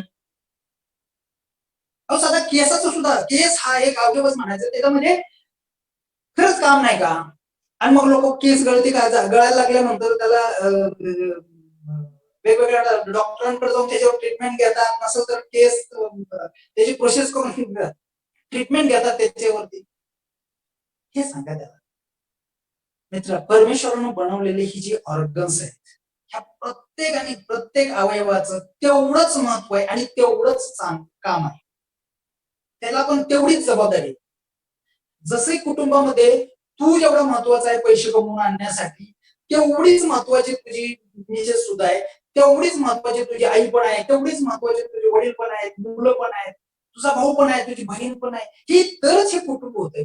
अनेक लोकांनी भाऊ बहीण आई मुलं हे सगळ्यांच मिळून जसं कुटुंब आहे तसं प्रत्येक ऑर्गन्स हे आपलं एक शरीर आहे. आणि जसं ते कुटुंबासाठी प्रत्येक व्यक्ती महत्वाचा असतो तसंच आपल्या या शरीरासाठी आपल्या शरीरातला प्रत्येक आणि प्रत्येक ऑर्गन्स महत्वाचा. बरं ठीक आहे, तुम्ही म्हणताय म्हणून मी तुम्हाला हे सांगतो की जर माझ्या हार्टची तपासणी केली म्हणून माझ्या किडनीतलं कळणार आहे का? किडनीची केली म्हणून माझ्या लिव्हरचं कळणार आहे का? लिव्हरची तपासणी केली म्हणून माझ्या मणक्यामधल्या गोष्टी कळणार आहे? नाही. आणि एका वेळेला जर या सगळ्या गोष्टी झाल्या तर मित्र चांगली गोष्ट आहे ना. ऑन दी स्पॉट सगळ्या टेस्ट झाल्या, त्याच्यामध्ये मी काय करायला पाहिजे, काय खाल्लं पाहिजे, एक्सरसाइज करायची, मी डॉक्टरांचा सल्ला घेऊ शकतो. माझे सगळेच ऑर्गन्स एकदम फिट आहेत, हेल्दी आहे मी, चांगली गोष्ट आहे ना. जसं मित्रांनो आपल्याला पीएचडी वर प्रश्न येतात तशाच पद्धतीने आपल्याला डीएनए वर पण प्रश्न येणार आहेत. मग डीएनए वर येणारे प्रश्न काय असणार? तर मग त्यांचे प्रश्न असे असणार आहेत, घरी चर्चा करून सांगतो. घरी चर्चा करून सांगतो. ठीक आहे, त्याला असं नाही म्हणायचं की घरी काय विचारत बसणार, आता तू एवढा मोठा घोडा झाला घरच्यांना काय नाही. घरी चर्चा करून सांगतो म्हणजे काय? चांगली गोष्ट आहे. घरी तर चर्चा करायलाच पाहिजे. पण कोणाशी करणार आहे? आई बाबांची करणार आहे, मॅडमशी करणार आहे. तर मला असं वाटतं, तुम्ही जर जे बघायचा प्रश्न होता तसं मला असं वाटतं की काय हरकत आहे आपण जर एकत्र चर्चा केली तर. मी एक झूम मीटिंग मॅनेज करतो, त्या मीटिंगच्या माध्यमातून आपण डिस्कस करतो, आपण व्हॉट्सअप कॉन्फरन्सवर आपण त्याच्यावर चर्चा करू. कारण काय माहितीये का, हे डीएनए तुम्ही आता ऐकलेलं आहे, बेसिक गोष्टी तुम्ही समजून घेतल्यात त्याचा विषयच नाही. पण मी काही गेल्या वर्ष 1.5 वर्षापासून 2 वर्षापासून हे जसं डीएनएचं नॉलेज आलेलं त्याच्या बऱ्याच गोष्टी मी समजून घेतल्या, वेगवेगळे ट्रेनिंग घेतले, त्यातल्या तज्ञ लोकांनी काही ट्रेनिंग दिलेले, काही सेमिनार घेतले, त्याचं पण मी नॉलेज घेतलं. मी त्यांना त्यांचे जे काही क्वेरीज असतील त्या डिटेलमध्ये डीएनए बद्दलच्या गोष्टी मी त्यांना समजून सांगू शकतो, जेणेकरून तुम्हाला सपोर्ट की तुम्हाला या गोष्टी करण्यासाठी माझा सपोर्ट होऊ शकतो. हे तर आपल्याला त्या पद्धतीनं क्लोज केलं पाहिजे. फॅमिली डॉक्टरांना विचार, पण नक्की विचारा. त्याला लगेच म्हणायचं नाही, त्याला काय विचारतो, त्याला काय करतो, नाही सर विचार, नक्की विचार. डॉक्टरांना विचारायला पाहिजे. पण काय विचारलं पाहिजे तर त्यांच्याशी कुठल्या गोष्टींची चर्चा झाली पाहिजे. मग त्यांना हे विचारा, जे आपले डॉक्टर फॅमिली डॉक्टर आहेत ते कोण आहेत, म्हणजे त्यांचं हॉस्पिटल कुठं आहे, म्हणजे ते कशामधून स्पेशलिस्ट आहे, त्यांची स्पेशालिटी आहे त्यांची. बघा ना, एक 2-3 प्रश्न त्या डॉक्टरांच्या संदर्भात विचारा. त्या हे नाही कळलं पाहिजे की आपण त्याला आडव्यात चालतो. आपण आडव्यात नाही चालायचं, आपल्याला पण जाणून घ्यायचं की ह्याचा डॉक्टर कोण. ठीक आहे, काही हरकत नाही, आपण डॉक्टरांचा पण सल्ला घेऊ. डॉक्टरांना ह्या डीएनए बद्दलचा हा चेकअप बद्दलच्या काही गोष्टी त्यांना माहिती असतील, नक्कीच माहिती असतील. पण डीएनए बद्दलचं नॉलेज जर म्हणलं तर मी असं म्हणेल की एमबीबीएस ला सुद्धा एक चॅप्टर होता त्यांना. काही लिमिटेड नॉलेज त्यांच्याकडे डीएनए असू शकतं, जसं आपल्याकडे आजपर्यंत नॉलेज होतं की आपण फक्त क्राईम मध्येच डीएनए ऐकला होता. ह्या डीएनएचं भविष्यात किती फायदे आहेत, काय आहेत हे मलाही माहित नव्हतं, पण ज्या वेळेला ह्या सगळ्या गोष्टी समोर आल्या त्यावेळेस मला पण त्याचं नॉलेज आले. काही हरकत नाही, आपण डॉक्टरांशी पण चर्चा करू. पण मला असं वाटतं मग तुम्ही एकटे डॉक्टरांशी चर्चा करण्यापेक्षा काय हरकत, आपण आपण पण त्यांच्याशी, मी पण येतो त्यांच्याबरोबर चर्चा करायला, मी पण त्यांच्याशी कनेक्ट होतो. तुम्हाला मी सांगतो डॉक्टरांचे असे 2-3 प्रश्न जर विचारले तर मग कसं असतं तुम्हाला 2 गोष्टी. एक तर त्याची ती पळवाट असते किंवा मग त्याला कुठेतरी आपल्याला टाळायचं. मग जर पळवाट असेल, टाळायचं म्हणून जर असेल तर मग त्याला आपण आपल्या लक्षात यायला पाहिजे की नाही याच्या डोक्यात आणखी वेगळंच आहे. म्हणजे त्याच्या डोक्यात काय चाललंय हे आपल्याला काढून घेता आलं पाहिजे. मग हे खरंच करण्याची गरज आहे का? काय वाटतं साहेब तुम्हाला? हे करण्याची गरज वाटते का तुम्हाला काय वाटतं? जर समजा तुमच्या कुटुंबाचं, तुमच्या मुलाचं, तुमचं जर आयुष्याचं एक प्रगती पुस्तक तुमच्या हातात असेल तर काय वाटतं? आपण त्यांना बोलू शकतो. 100% त्याच्यावर बोलू शकतो. साहेब आपण आपल्या मुलाची जन्मकुंडली काढतो आणि त्या कुंडलीमध्ये लिहिल्याप्रमाणे आपण त्याला कसं एखादा चांगला फायदा आहे तर त्याला तिकडल्या त्या साईडनी कसा पॉझिटिव्ह विचार करतो. एखादा निगेटिव्ह थॉट्स त्याच्यामध्ये असेल तर तो टाळायचा कसा प्रयत्न करतो. साहेब आपल्या कुटुंबाचा आयुष्याचा एक ट्रॅक आहे हा. आयुष्यात एकदाच डीएनए टेस्ट करायची. आणि जर समजा या डीएनए टेस्टमुळे जर तुमच्या हातात एक त्याचं मॅन्युअल असेल, जसं मुलाचं प्रगती मुलाचं तुम्ही जर पत्रिका काढली, जी पत्रिका घेऊन त्याचं आयुष्य तुम्ही ठरवायला चाललाय, तसंच आज हे डीएनएचं जर तुमच्यासमोर मॅन्युअल असेल आणि ह्या डीएनए नुसार जर तुम्ही त्याची लाईफस्टाईल चेंज केली, त्याची एक्सरसाइज कुठल्या असले पाहिजे, आहार कुठले असले पाहिजे, काय असले पाहिजे, डीएनएच्या कुठल्या टेस्ट केल्या जातात, मित्रांनो 80 पॅरामीटर मध्ये काही बेसिक बेसिक गोष्टी तरी त्याच्यासमोर आपल्याला मांडता आल्या पाहिजे आणि म्हणून तुम्हाला सांगितलं की नॉलेज खूप महत्वाचं. जसं मी तुम्हाला सांगितलं की ऑप्टिमम पॅकेज बद्दलचं नॉलेज महत्वाचं आहे, तसं की बेसिक आपल्याला कुठले कुठले पॅरामीटर होतात म्हणजे किती पॅरामीटर आहेत बाबा आपल्याकडे हेल्थ मध्ये 33 पॅरामीटर, आपल्याकडे न्यूट्रिशन मधले 31 पॅरामीटर आहेत, आपल्याकडे फिटनेसचे 13 पॅरामीटर, हॅबिटचे 3 पॅरामीटर, हे सगळं त्याच्यासमोर बेसिक बेसिक मध्ये त्याला आपल्याला मांडता आलं. आणि मग हे कुठून येणार आहे नॉलेज? याच्यासाठी आपण वारंवार सेमिनार अटेंड करणं गरजेचं असतं, ट्रेनिंग अटेंड करणं गरजेचं असतं. हे प्रॅक्टिस न होणार आहे, एका दिवसात तर होणार नाही. बरं पाठ करायची गरज बऱ्याच वेळा लोकांना वाटतं की एवढं गरज नाही, तुम्ही बघा एकदा ते करायला लागा, करत करत गेलं ना तुम्हालाच कळणार नाही काय गोष्टी. जसे आपल्याकडे पीएचपीचे प्रश्न होते लोकांचे येतात, डीएनएचे तर तसे काही बिझनेसचे पण प्रश्न असतात. मग बिझनेसचे प्रश्न काय असतात? तर पहिला तर प्रश्न बिझनेसला सुरुवात केली की पहिला प्रश्न असतो माझ्याकडे पैसे. लगेच त्याला हे ना म्हणायचं काय पैसे ना तुझ्याकडे, हा एवढे दिवस झालं तू काम करत नाही, पहिलं समजून घ्या. इथं 2 गोष्टींची शक्यता. 2 गोष्टींची शक्यता म्हणजे काय? पहिला विषय एक लक्षात घ्या. खरंच त्याच्याकडे पैसे नसू शकतात. नाही अशातला भाग नाही. पण पैसे नाही तर त्याला आपल्याकडे कुठले कुठले ऑप्शन आहेत. कोणत्या कोणत्या ऑप्शन मध्ये तू पैसे कसे मॅनेज करू शकतो याच्यावर आपल्याला त्याला सांगितलं. रिअलिटीमध्ये त्याच्याकडे पैसे नसू शकतात, जेमतेम पगार असू शकतो, त्याच्यात बाकीच्या बेसिक गोष्टी त्याच्यावर असतात, तर कदाचित त्याच्याकडे पैसे नसतील. मग हे पैसे आपण ते सोड गोष्टी पैशाच्या आपण करू त्याचं नियोजन. ह्याच्यासाठी ऑप्शन आपल्याकडे. तू नको टेन्शन घेऊ, आपण आहोत तुझ्या बरोबर, आपण एकत्रपणे काम करतो, त्यामुळे काळजी नको करू. आपण त्याच्याबरोबर या गोष्टी बोलणं गरजेचं.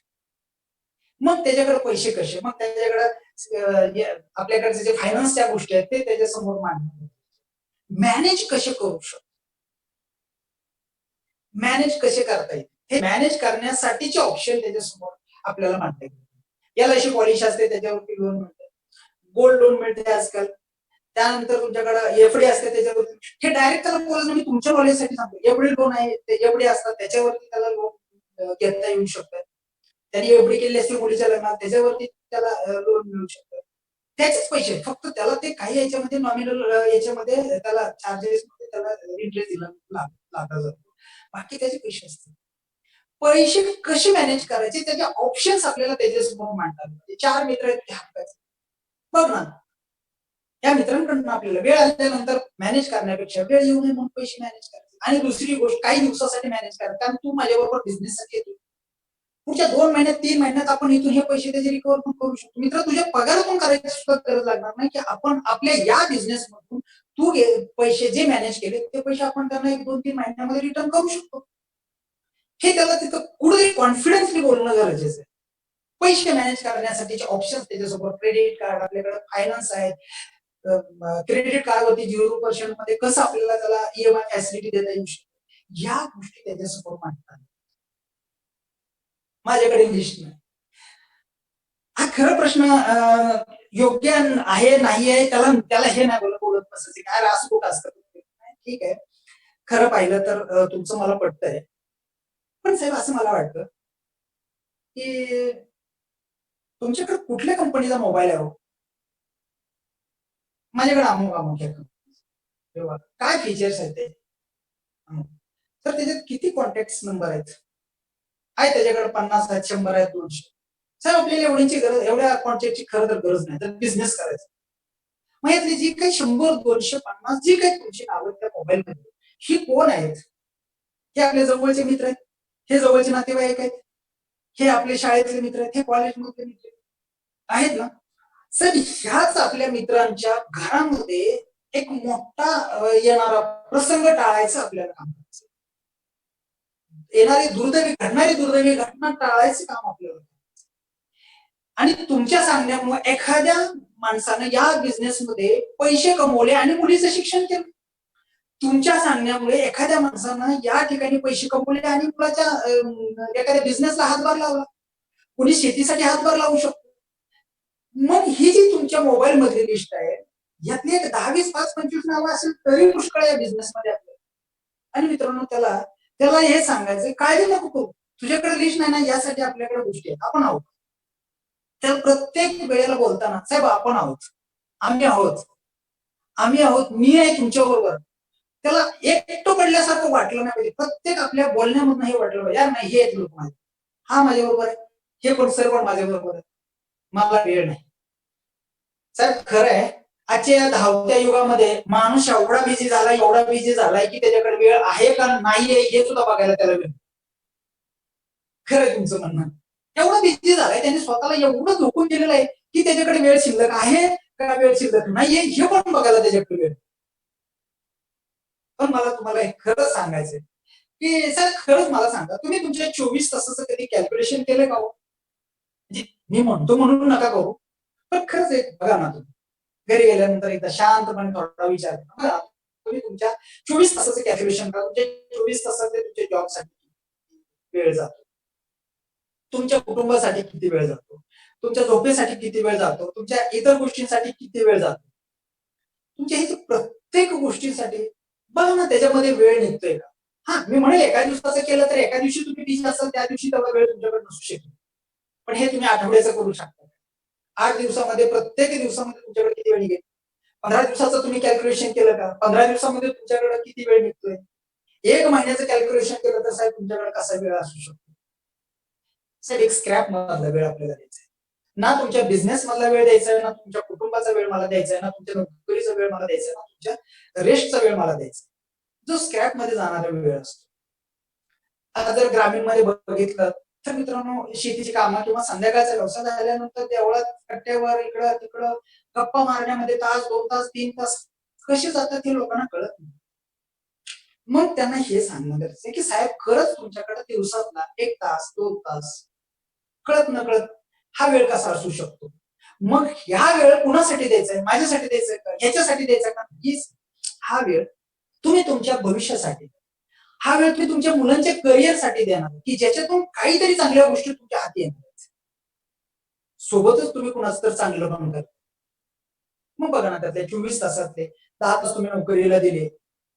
त्यातले 8-10 तास तुम्ही तुमच्या स्वतःसाठी दिले, झोपणं, खाणं, पिणं, उठणं, बसणं. राहिलेले जे तुमचे 4 तास आहेत त्यातले 2 तास 3 तास फॅमिलीला दिले. 1 तास. रोजचा 1 तास नाही मिळाला. आठवड्यातले 2 तास, आठवड्यातले 3 तास, आठवड्यातले 4 तास, 15 दिवसातले 2 दिवस, 5 दिवसातला 1 दिवस, महिन्यातले 2 दिवस, महिन्यातले 2-3 कसा वेळ आहे हे त्यांना आपल्याला कॅल्क्युलेशन. हे तुझ्याकडे वेळ नाही असं म्हणू शकतो असं म्हणण्यापेक्षा कसा वेळ असू शकतो त्याला ते दाखवणं गरजेचं. चेन मार्केटिंग आहे. नेक्स्ट प्रश्न चेन मार्केटिंग. हो बरोबर. तुम्ही ही चेन मार्केटिंग हा कॉन्सेप्ट जर नीट समजून घेतला तर ही चुकीची कशी नाही हे तुम्हाला समजू.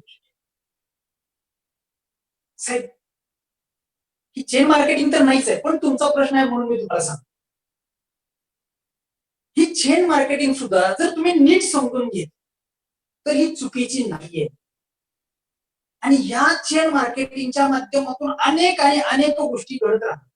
फक्त चेन मार्केटिंग मध्ये कुठेतरी ब्रेकअप होण्याचे चान्सेस असतात, भीती वाटते मला. आपली चेन मार्केटिंग आहे का? नाही.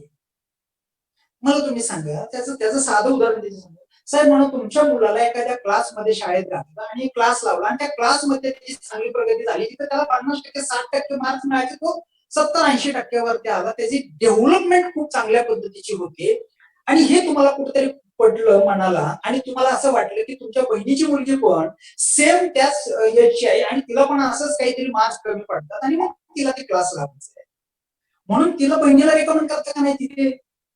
मग त्या बहिणीने त्या ठिकाणी गेली, तिने मुलीला क्लास लावला, बरोबर आहे. तसंच तुम्हाला वाटलं की तुमच्या मित्राच्या पण घरामध्ये या गोष्टीचा फायदा होणं गरजेचं आहे म्हणून तुम्ही त्या मित्राला पण हा विषय रेकमेंड केला. तुमच्या सांगण्यामुळे 4 लोकांनी तिथे गेले, क्लास लावले, त्यांच्या मार्गामध्ये 10% 20% काही ना काहीतरी फरक पडला. मग हे चेंज झाले का? किंवा तुमच्या बहिणीनं तिने मुलाला क्लास लावल्यानंतर तिने आणखी तिच्या मैत्रिणीच्या मुलीला पण क्लास लावला. म्हणजे खरंच हे चेंज झाली का? नाही साहेब, चेन ही कुठेतरी ब्रेक होते आणि आपण जे काम करतोय हे एका सिस्टमवर काम करतो. त्याला आपल्याला म्हणतोय tree system, concrete business plan आहे साहेब आपला. आणि गेली 20 वर्ष झालं आपण याच्यावरती काम करतोय आणि सातत्यानं काम करतोय. म्हणूनच तर तुम्ही ते सेमिनार मध्ये ऐकलेले आपले 30 पेक्षा जास्त अवॉर्ड आणि आपले ह्या सगळ्या गोष्टी साहेब, आपण फक्त भारतातच नाही भारताबाहेर पण आपण काम करतो, हे त्यांच्यासमोर आपल्याला मांडतात, डिटेलमध्ये बोलतो. हे चेन मार्केटिंग कसं तुम्ही पण डोक्यातनं काढून टाका. हे चेन मार्केटिंग वगैरे वगैरे काय असेल ना, एखादा नवीन शिक बसलेला असेल त्याला वाटत असेल, काढ पहिलं मित्रा त्यातनं बाहेर, नको हे डोक्यात घेऊ. आपण ज्यावेळेस बिझनेस करायला जातो ना त्यावेळेस आपलं डोकं असं फ्री पाहिजे, जसा गेस्ट फ्री पाहिजे तसं आपलं डोकं पण फ्री पाहिजे. मला बोलता येत नाही, मी द्या लाईटली थोडं त्याला सांगा साहेब हा तुमचाच प्रश्न नाहीये. इथे येणाऱ्या बऱ्याच लोकांचा हा पहिला प्रश्न, प्रत्येकाला असं वाटतं नाही बोलता यायचं. काळजी नका करू, ह्याची तर अजिबातच काळजी करू नका. इथं तुमच्याकडे इथं आपल्याला कंपनी आहे, इथं आपले सिनियर सपोर्टला आहेत, तुमचा जो कोणी इंट्रोड्युसर आहे तो तुमच्या सपोर्टला आहे. अख्खी company, management, core team, seniors हे सगळे लोक आपल्या सपोर्टला असतात आणि आज तुम्हाला भीती वाटते, बोलता येत नाही, पण काही दिवसानंतर तुम्ही अशा पद्धतीने बोलायला लागलेला असाल की तुम्हालाच कळणार नाही तुम्ही कसं बोलायला. नका काळजी करू, वरचेच लोक पैसे कमवतात. तुम्हाला काय वाटतं, वरच्या लोकांनी पैसे कमवायला पाहिजे का नाही कमवायला पाहिजे? तुमचं मत काय याच्यावर? सर मला तुम्हाला प्रश्न विचारायचा आहे. तुम्ही एखाद्या कंपनीमध्ये 5 वर्षापासून जॉब करताय, 5 ते 7 वर्षापासून जॉब करताय. तुम्ही पहिल्या वर्षी गेलाय, तुमचं सॅलरी अमुक अमुक होती, 2 वर्षानंतर तुमची तुम्हाला प्रमोशन झालं, अजून 4 वर्षानंतर दुसरं प्रमोशन मिळालं, 5-7 वर्षानंतर तिसरं प्रमोशन मिळालं. तुम्ही त्या कंपनीमध्ये, त्यामुळे तुमचं प्रमोशन होत गेल्यामुळे तुम्हाला त्या ठिकाणी त्या पद्धतीची अमाऊंट मिळते, पगार सॅलरी मिळते. पण मी तुमच्या कंपनीमध्ये आलोय आणि मला आता 7 महिने 8 महिने झाले आणि मी म्हणतो की त्यांनाच पैसे मिळायला पाहिजे का नाही त्यांना, कारण काही तेवढा वेळ घालत, तेवढी मेहनत केलेली असते, तेवढं नॉलेज त्यांच्याकडे असतं म्हणून त्यांना पैसे. तुम्ही पण कधीतरी वरचे होणार. इथं आल्यानंतर तुम्ही आज वाटतं वरचे लोक पैसे कमवतात, पण 6 महिन्यानंतर 8 महिन्यानंतर तुम्ही पण वरचे होऊन जातात, तुम्हाला पण कळणार आहे. लोकांची टीम झाली की वरचे झालंच की. पुढच्या 5 वर्षामध्ये तुमचं नेटवर्क समजा या ठिकाणी 5-10 हजार लोकांना तुम्ही झाले ना वरचे, म्हणून वरचं होण्यासाठीचा प्रयत्न आहे. लोक पैसे कमवतात त्याच्यावर कारण ते मिळणारच आहे. क्लिअर होतात गोष्टी? मित्रांनो मला याच्यासोबत सांगायचंय, मग ह्या गोष्टी क्लोज करत असताना याच्यावर आणखी आपल्याला काय काय गोष्टी असतात, त्याला इमिजिएट बेसिसवर आपल्याला कसा क्लोज करता येईल, मग त्याच्यासाठी येणाऱ्या ऑफरिंग आपल्या समोर असतात. मग काय काय असतं, तर त्याला आपल्याला वयानुसार क्लोज करता. वयानुसार कसं क्लोज करता येईल? वयानुसार क्लोज म्हणजे वय 18 ते 30 या व्यक्तीला त्याच्या वयानुसार लागणाऱ्या गोष्टी त्याच्यासमोर मांडणं गरजेचं असतात खऱ्या अर्थाने. आता याच्यासमोर काय मांडायला पाहिजे? अरे याला स्टँडर्ड मोबाईल पाहिजे, लॅपटॉप पाहिजे, चांगली बाईक पाहिजे, थोडेसे पैशाची गरज असते. आमचे किशोर सातपुते सर 4 महिन्याला मोबाईल बदलतात. हा गोडाऊन तयार केले त्यांनी, त्यांच्याकडे 4 महिने 6 महिन्याला एक नवीनच मोबाईल असतो बघायला गेले. आवड आहे त्यांची, ती हॉबी आहे. त्याला जे पाहिजे ना ते आपल्याला त्या वयामध्ये काय असतं, 18 ते 30 मधल्या वयोगटामध्ये गरज कशाची असते? पैशाची गरज असते, लाईफस्टाईल चांगली पद्धतीची जगायची गरज असते, जास्त पॉकेट मनीची आवश्यकता असते. मांडता आलं पाहिजे आपल्याला. आणि सोबत तू याच्यासोबत आई वडिलांसाठी प्रिकॉशन कसं घेणं गरजेचं आहे, ह्याच्यासाठी मिळणारे बेनिफिट्स कसे, हे त्याला आपल्याला मांडता आले. वर्ष 31 ते 50 सर्वसामान्य मी पण ह्याच कॅटेगरीमध्ये येतो. मित्रांनो इथं तर ह्या व्यक्तीला दोन्ही गोष्टींवर 50-50% वर आपल्याला क्लोज करायला चान्स असतो. एक तर ह्यालाही चेकअपची गरज असते, ह्याचे आई वडील 60-70 पुढचे असतात, त्यांना चेकअपची गरज असते, त्यांना हॉस्पिटलायझेशनची गरज असते, मुलांचं शिक्षण चालू असतं, त्याच्यासाठी लागणाऱ्या खर्चासाठी तिथं त्याची गरज लागत असते, पैसे कमी पडत असतात, इन्कमची पण गरज असते. म्हणजेच काय मी आता हे तुम्हाला सांगतो हे रॅन्डमली बोलायचे काय नाही. म्हणून ज्यावेळेस ती लिस्ट कॅटेगरायझेशन जे केलेलं असतं ना, त्यावेळेस तिथे FRM असतो ना, त्या FRM मधला प्रत्येकाने प्रत्येक मुद्दा आपल्याला इथं उपयोगी पडतो, की त्याच्या घरामध्ये कोण आहे, काय आहे, कशा सिच्युएशन मध्ये आहे, पूर्ण फॅमिलीची हिस्ट्री आपल्या समोर मिळते आणि आपण त्याला त्या पद्धतीनं क्लोज करतो. 31 ते 50 मधला हा क्राऊड आपल्याला मोठ्या प्रमाणात आणि हा क्राऊड येताना दोन पद्धतीने येणार आहे. इन्कम साठी पण बिझनेस ऑपॉर्च्युनिटी म्हणून पण येणार आहे आणि हॉस्पिटलायझेशन म्हणून येणार आहे, प्रिव्हेंटिव्ह चेकअप साठी म्हणून पण येणार आहे, मुलांच्या करिअर साठी म्हणून पण येणार आहे. आपल्याकडे या ठिकाणी अनेक ऑप्शन, फक्त ते आपल्याला मांडता आले पाहिजे. पत्ते आहेत हो, पण फक्त ते पत्ते मांडता आले पाहिजे. पण ते कुठले पत्ते? 52 पत्ते आहेत, त्या 52-54 पत्त्यातले आपल्याला त्या 52 पत्त्यातले कुठल्या वेळेला कुठला पत्ता समोर टाकायचा हे कळलं. म्हणजे समोरच्याची मानसिकता म्हणजे एक तो एक निगेटिव्ह उदाहरण नका घेऊ, ते पॉझिटिव्हली विचार करू आपण. बघा तुम्ही ज्यावेळेस प्रत्येक घडणारे लोक असतात ना, ते समोरच्याची मानसिकता बघतात, तो काय करतोय, कशा प्रत्येक गोष्टीवर त्याचं बारीक लक्ष असतं आणि ते बरोबर त्याला क्रॉस करण्यासाठी, त्याला स्टॉप करण्यासाठी तो करतो. पण आपण इथे काय करतो की त्याला 4 रुपये कमवून देण्यासाठी, त्याच्या करिअरसाठी, मुलांच्या करिअर साठी आपण विचार करतो. 50च्या पुढची लोक खरं त्यांना दोन गोष्टी असतात. सर आज त्यांना हेल्थची तर गरज असतेच असते, ही काळ्या दगडावरची पांढरी रेख आहे, त्याचा काही विषयच नाही. हेल्थची गरज असते, ट्रीटमेंट फॅसिलिटीची गरज असते, सोबत त्यांना जाता जाता साइड बाय साइड इन्कमची पण गरज असते. आपल्याला त्यांना मांडताना फक्त मांडायची पद्धत वेगळी असते. सोशल वर्क म्हणून त्यांच्यासोबत आपण अप्रोच करू शकतो. हे काम केल्यामुळे तुम्ही तुमच्या 4 लोकांचं आयुष्य कसं वाचू शकता. त्यामुळे सोसायटीमध्ये तुमच्याबद्दलचा एक आदर कशा, आज तर आदर आहेच आहे, आणखीन आदर कशा पद्धतीने वाढवू शकतो. हे काम तुमच्यासारखी लोकांनी केलं तर, लोकांसमोर प्रेझेंट केलं तर त्याचा रिझल्ट कसा असू शकतो. एक 18 वर्षाच्या मुलांना जाऊन सांगणं आणि एक वय वर्ष 55-60च्या व्यक्तीनं सांगणं, डिफरन्स असतो साहेब. तुम्ही सांगितलं तर लोक तुमच्या वयाला रिस्पेक्ट करतात, तुमच्या नॉलेजला रिस्पेक्ट करतात आणि इमिजिएट त्यांच्याकडे डिसिजन घेऊ शकतो. की जे 18 वर्षाच्या मुलाला बघू करून मी थांब जरा अभ्यास करतो सांगतो असं म्हटलं जातं. या गोष्टी त्यांच्यासमोर जरा डिटेलमध्ये मांडणं गरजेचं आहे वयानुसार. मग याच्यासाठी आपल्याला त्यांचा फीडबॅक माहिती असणं गरजेचं आहे, यांचा FRM माहिती असणं गरजेचं आहे. मी तुम्हाला सांगतो तुमच्या FRM मध्ये, तुमच्या इन्व्हिटेशन मध्येच क्लोजिंग दडलेलं. फक्त ते कसं FRM केलेलं आहे, त्याचं कसं क्लोजिंग, त्याला कसं इन्व्हिटेशन दिलंय, ह्याच्यातच सगळं गणित अडकतं. मग गरजेनुसार क्लोजिंग जे आता आपण करतो.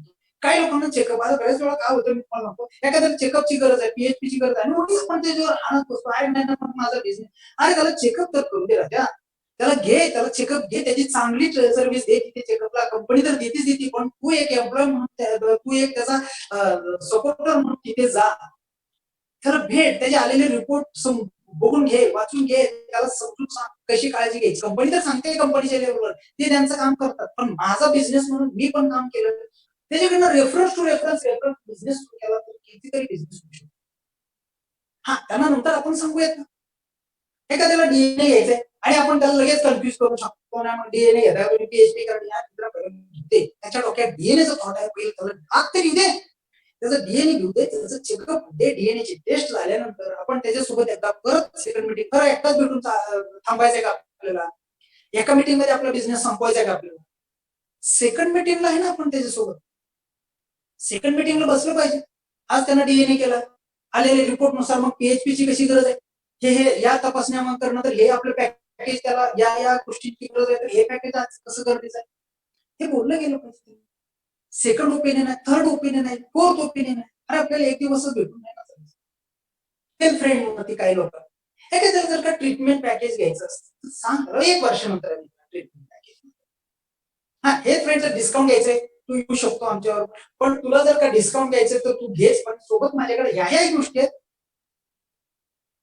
एखाद्याला बिझनेस करायचा, मग त्याच्याकडे खरंच त्याचा बिझनेस करायचा, तर त्याला बिझनेस पॉईंट ऑफ व्ह्यूनच त्याचा क्लोजिंग करायचं. मग कसा बिझनेस करायचा, काय प्लॅन असला पाहिजे, मग तू लेवल 3 कंप्लीट कशी केली पाहिजे, ह्या पहिल्या महिन्यात तू कशी कंप्लीट करू शकतो लेवल 3, मग तुला त्या बोनस कसा मिळणार आहे 3,000 रुपयाचा, एक फास्ट ट्रॅक प्लॅन मधला बोनस कसा मिळू शकतो.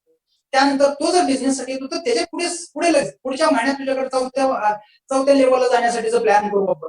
तुझी लिस्ट काढून घे आपल्या या पद्धतीने त्याच्या समोर पैसा आणि पैसा आणि पैसाच बोलतो. ठीक लागलं पाहिजे त्याच्याकडे बोलताना. आर्थिक कंडिशन नुसार बऱ्याच वेळा तुम्हाला सांगतो मी माझं ऑब्झर्वेशन असेल अरे खरंच एखाद्या माणसाचं 15-20 हजार इन्कम असेल तर नॉट नेसेसरी 21-500चं पॅकेज घेतलं पाहिजे. पहिला तू त्याला हात तरी घे, त्याला 11,400-400चं पॅकेज दे, 15,700चं पॅकेज दे. पहिलं तुला आत घे मित्रा, कशा पद्धतीने घ्यायचं, त्याची आर्थिक कंडिशन जशी असेल तसं आपलं पॅकेज. एखाद्याची आर्थिक कंडिशन स्ट्रॉंग असेल तर आपण तिथं जातो आणि तिथे 6,700चं पॅकेज. कशासाठी? आज त्याच्याकडे ढिगभर पैसा आहे मित्रा, त्याचं चेकअप व्हायला पाहिजे, त्याच्या मिसेसचं चेकअप व्हायला पाहिजे, त्याच्या मुलांचा डीएनए व्हायला पाहिजे, यांचा डीएनए व्हायला पाहिजे. त्याची जर कंडिशन स्ट्रॉंग असेल तर पॅकेज तिथे 1, 2, 3, 4 गेले म्हणजे मल्टिपल पॅकेज गेले. आणि जर त्याची आर्थिक कंडिशन नॉर्मल असेल तर पॅकेज त्या पद्धतीचं गेलं. पहिली गोष्ट हे सगळं करण्यासाठी आपलं स्वतःचं प्रिपरेशन असणं गरजेचं. मला काय बोलायचंय, कसं बोलायचंय, कुठल्या माणसाची काय कंडिशन आहे आणि मी कुठल्या गोष्टी त्याच्यासमोर कशा पद्धतीने प्रेझेंट करू शकतो हे आपल्याला त्यातनं समजून घेता आलं पाहिजे. लक्षात येते. आणि मग याच्या पुढे जाऊन अजून एक ऑप्शन आहे त्याला दाखवायला मित्राचा बिझनेस साठी येतो एखादा व्यक्ती टाका ना त्याच्यासमोर अरे लिनियर इन्कम आणि लिव्हरेज इन्कम मधला फरक. आपण सेमिनार मध्ये एवढं डिटेल मांडतात आपले सगळे स्पीकर, आपला तुम्ही सेमिनार मध्ये वेगवेगळ्या गोष्टी मांडतायत. घ्या ना त्यातले एखादी विषय सांगा त्याला लिनियर इन्कम आणि लिव्हरेज इन्कम मधला. अरे मित्रा लिनियर इन्कम मध्ये मी विलास गायकवाड एका कंपनीमध्ये काम करतोय, 8 तास काम करतोय. जेव्हा मी 8 तास काम करतो त्यावेळेस मला एवढे पैसे मिळतात. म्हणजे महिन्याचे 25 दिवस काम करतो आणि मला 40,000 म्हणजे माझे 200 तास काम झाल्यावर मला 40,000 रुपये मिळतात. पण मी जर समजा माझ्या इंडस्ट्रीमध्ये 10 लोकांना मी इन्व्हॉल्व केलं माझ्या बिझनेसमध्ये इंडस्ट्रीच्या, मग हा लेव्हरेज इन्कम कसा असतो की 10 लोक यांच्या दिवसभरातला 2 तास जर काम करायला लागले तर माझ्यासाठी इनडायरेक्टली 2 तास म्हटलं तर 20 तास काम झाले. आणि या 10 लोकांनी जर 25 दिवस 2-2 तास जरी काम केलं डायरेक्टली त्यांच्यासाठी, इनडायरेक्टली माझ्यासाठी डायरेक्टली इनडायरेक्टली म्हणलं तर 25 दिवसाचे 20 तासात दिवसाला प्रमाण किती होतात? 500 तास होतात. मग मला तू सांग 200 तास काम मी ज्यावेळेस करतो त्यावेळेस 40,000 रुपये सॅलरी मिळते. आणि जर माझ्याकडं माझी सॅलरी चालूच आहे त्या व्यतिरिक्त ह्या ग्रुपच्या माध्यमातून जर माझे 500 तासाचं काम झालं तर मला त्या पटीत इन्कम मिळणार का नाही मिळणार? हा लेव्हरेज इन्कम आहे आणि कॉन्सेप्ट मार्केटमध्ये चालते म्हणून खूप लोक या गोष्टीचा बेनिफिट घेतात. म्हणजे आज एक शॉप असेल तरी अनेक मल्टिपल शॉप कशासाठी करतो तर लेव्हरेज इन्कमसाठी करतो. मग हे त्याला आपल्याला सांगितलं गेलं. मग अर्जन्सी क्रिएट कशी करायची त्याची, मग त्याला हे सांगणं. आता इथं फॉल्स कमिटमेंट नाही गेली पाहिजे, त्याला रिअलिटीवर बोलणं गरजेचं. मित्र हे बघ ही माझी ती लिस्ट आहे, या लिस्ट मध्ये 5व्या नंबरला 10व्या नंबरला ज्या नंबरला असेल तुम्हाला वाटतो तू माझ्या या नंबर आहे पहिल्या 5 लोकांमध्ये मित्र तू आहे. मी माझा बिझनेस करायचं ठरवलेला आणि त्या 5 मध्ये तुला मी पहिल्यांदा घेणार आहे. कारण का मी केलेल्या कामाचा पण मोठं बेनिफिट तुला मिळणं गरजेचं आहे मला असं वाटतंय. दुसरी गोष्ट तू आणि मी आपण दोघं मिळून काम करणार असते मग इथं आपल्याला बऱ्याच गोष्टींचा फायदा घेता येऊ शकतो. तिसरा विषय याच्यातला काय राहतो ऑफरचा. इथं आपल्याला त्याला ते क्लिअर करता आलं पाहिजे. दुसरा विषय राहतो ऑफरचा. ऑफरिंग मध्ये त्याला हे सांगता आलं पाहिजे. काय सांगता आलं पाहिजे ऑफरिंग? आजची ऑफर सांगता आली पाहिजे की तू वेळेत केलंस तर काय गोष्टी होतात. मग 1 महिन्यामध्ये तू आता जॉईन झालास तर पुढचा लगेच या पुढच्या महिन्यामध्ये 1 तारखेपासून आपण कामाला सुरुवात केली तर 1 महिन्याची पहिली ऑफर काय आहे ती त्याला सांगता येऊ शकते. म्हणजे त्याला आपल्याला तिथे डिटेलमध्ये बोलता येऊ शकते. आपली ऑफर सांगता येऊ शकते. इंडच्या ऑफरवर आता जे आहे ना ऑगस्ट मध्ये ऑफर ती त्याला सांगता येऊ शकते. म्हणजे कॅशबॅक ऑफर आहे ना, म्हणजे आपलं कॅश डिस्काउंट ऑफर आहे ना, ती ऑफर त्याला आपल्याला बोलता येऊ शकते. कॉमन लिस्टचा फायदा मित्र तू आणि मी आपण मित्र असेल तर मित्र तू आणि मी बघ तुझी आणि माझी कॉमन लिस्ट एवढी असू शकते. आणि या लोकांना आपण गेलो तर तुला काय वाटतं किती लोक आपल्यावर बिझनेस मध्ये येतील? तुला काय वाटतं किती लोक आपल्यावर चेकअप करतील? तुला काय वाटतं यातली किती लोक डीएनएचं टेस्ट करून घेतील? कॉमन लिस्टवर आपण बोलू शकतो. नातेवाईक असेल मामा असेल तर मामासोबत डिस्कस करू शकतो. मामा तुम्ही मला सांगा ही जी तू आपले कॉमन नातेवाईक आहेत त्या नातेवाईकांकडे तुम्ही आणि मी मामा आपण गेलो तर किती लोक आपल्याला या चेकअप मध्ये येऊ शकतील? किती लोक डीएनए टेस्ट करू शकतील? किती लोक आपल्याला ट्रीटमेंट पॅकेज येऊ शकतील? म्हणा ना त्याला. आणि तुम्ही मी तरी करतोयच आहे, पण तुम्ही असला तर आणखी याच्यामध्ये फरक पडणार. आणि मी त्याच्यासमोर पुढच्या 5 वर्षाचं कॅल्क्युलेशन मांडणं, 3 ते 5 वर्षाचं गोल मांडणं गरजेचं आहे. आणि हे मांडत नाही आपण. कारण हे गोल का मांडत नाही माहितीये का? पहिला आपल्यालाच कॉन्फिडन्स नाही आपल्याला, मी करू शकेल. आज मीच करू शकेल शकत नाही, हे जर मलाच अजून जर वाटत असेल तर मी समोरच्याला काय क्लोज करू शकणार? नाही क्लोज करू शकत. म्हणून पहिले हे ना आपलं हे फिट झालं पाहिजे आपल्या ह्याच्यामध्ये, की हे करू शकतो. पुढच्या 3 ते 5 वर्षामध्ये मी इथून या गोष्टी करायच्या ठरवलेल्या आहेत. मी एवढी टीम तयार करायची ठरवलेली आहे. ते त्याच्यासमोर मांडलं गेलं पाहिजे. आणि मग त्याच्यासमोर मांडताना अजून ही एक गोष्ट मांडा. सेमिनारमध्ये दाखवतो ना आपण, जर 100 लोकांची लिस्ट काढली त्यातले 50 लोक जर मी डायरेक्टली वर्षभरात जॉईन केले, तर मला तू सांग माझे 50 लोक, जिथे मला 49,000 रुपये मिळणार आहेत, 50,000 मिळतात, तुझी 50 लोक त्याचे तुला 49,000 रुपये मिळणार आहेत. आता आपली तुझी माझी 200 लोक, या 200 लोकांच्या माध्यमातून जर समजा बाकीच्या टीमच्या माध्यमातून, सॉरी 100 लोक, 50 माझे 50 तुझे 100 लोक झाले, यांच्या माध्यमातून पहिल्या वर्षी आपण 250-300 लोकांपर्यंत पोहोचू. 2 लाख रुपये इन्कम होऊ शकतं का नाही तुझं? दुसऱ्या वर्षाचा प्लॅन सांगा त्याच्यासमोर, 6 लाखाचं इन्कम. चौथ्या वर्षात, 3ऱ्या वर्षाचं इन्कम, 4थ्या वर्षाचं इन्कम, 5व्या वर्षाचं इन्कम 30 लाख रुपये. हे प्रेझेंट करता आलं पाहिजे. मला तुम्हाला हे सांगायचं, नुसतं त्याला असं सांगून नाही, पेपरवर दाखवा. टाका ना त्याला. तुम्ही जर कॉन्फरन्सवर कॉलिंगवर असेल तर त्याला दाखवा. आता आपण मीटिंग ज्या पद्धतीने घेतो त्या पद्धतीने मीटिंग घ्या त्याची, त्याला दाखवा. हे बघ, 1 वर्षात एवढे मिळणार आहे, 2 वर्षात या लोकांना घेऊन आपण गेलो तर 2 वर्षात इथपर्यंत जाऊ शकतो, 3 वर्षात इथपर्यंत जाऊ शकतो, 4 वर्षात इथपर्यंत. तुम्ही तुमचा गोल त्याच्यासमोर मांडणं गरजेचं.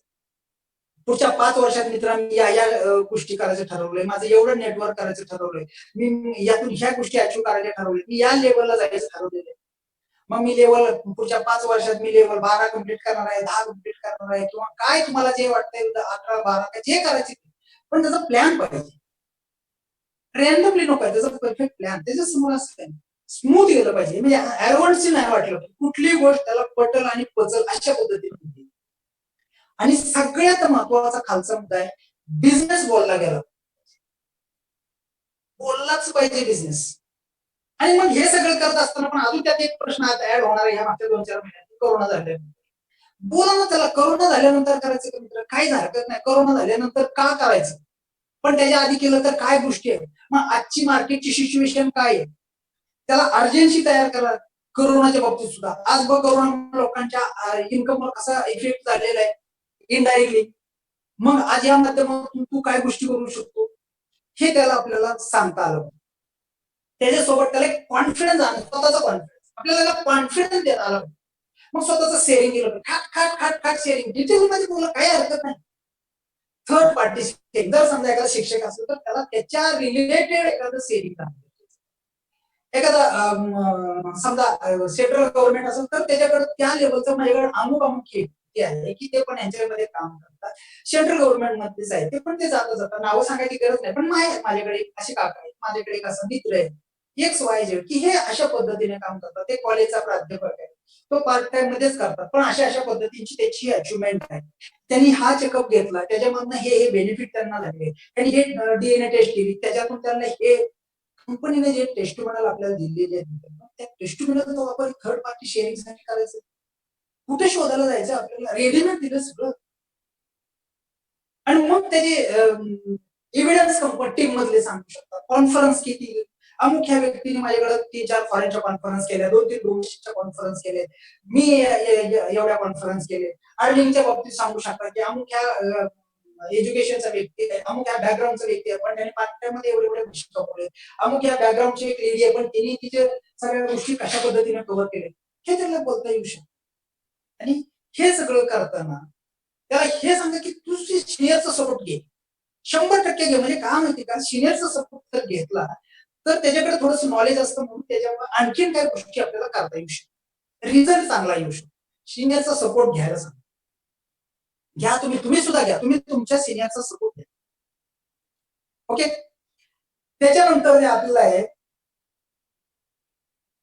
सेल पोस्टपोन होण्याची कारण शोधत. खरं मला तुम्हाला सांगायचं का होतं तो सेल पोस्टपोन? कंपनीची चूक आहे, सिनियरची चूक आहे, गेस्टची चूक आहे.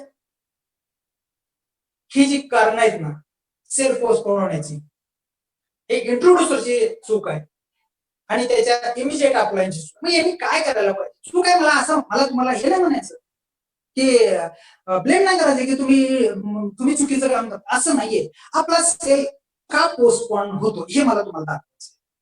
सॉरी, चुकीचा अर्थ नका घेऊ. मला हे सांगायचं की याच्या मागचं कारण काय कारण असतं, काय होतं,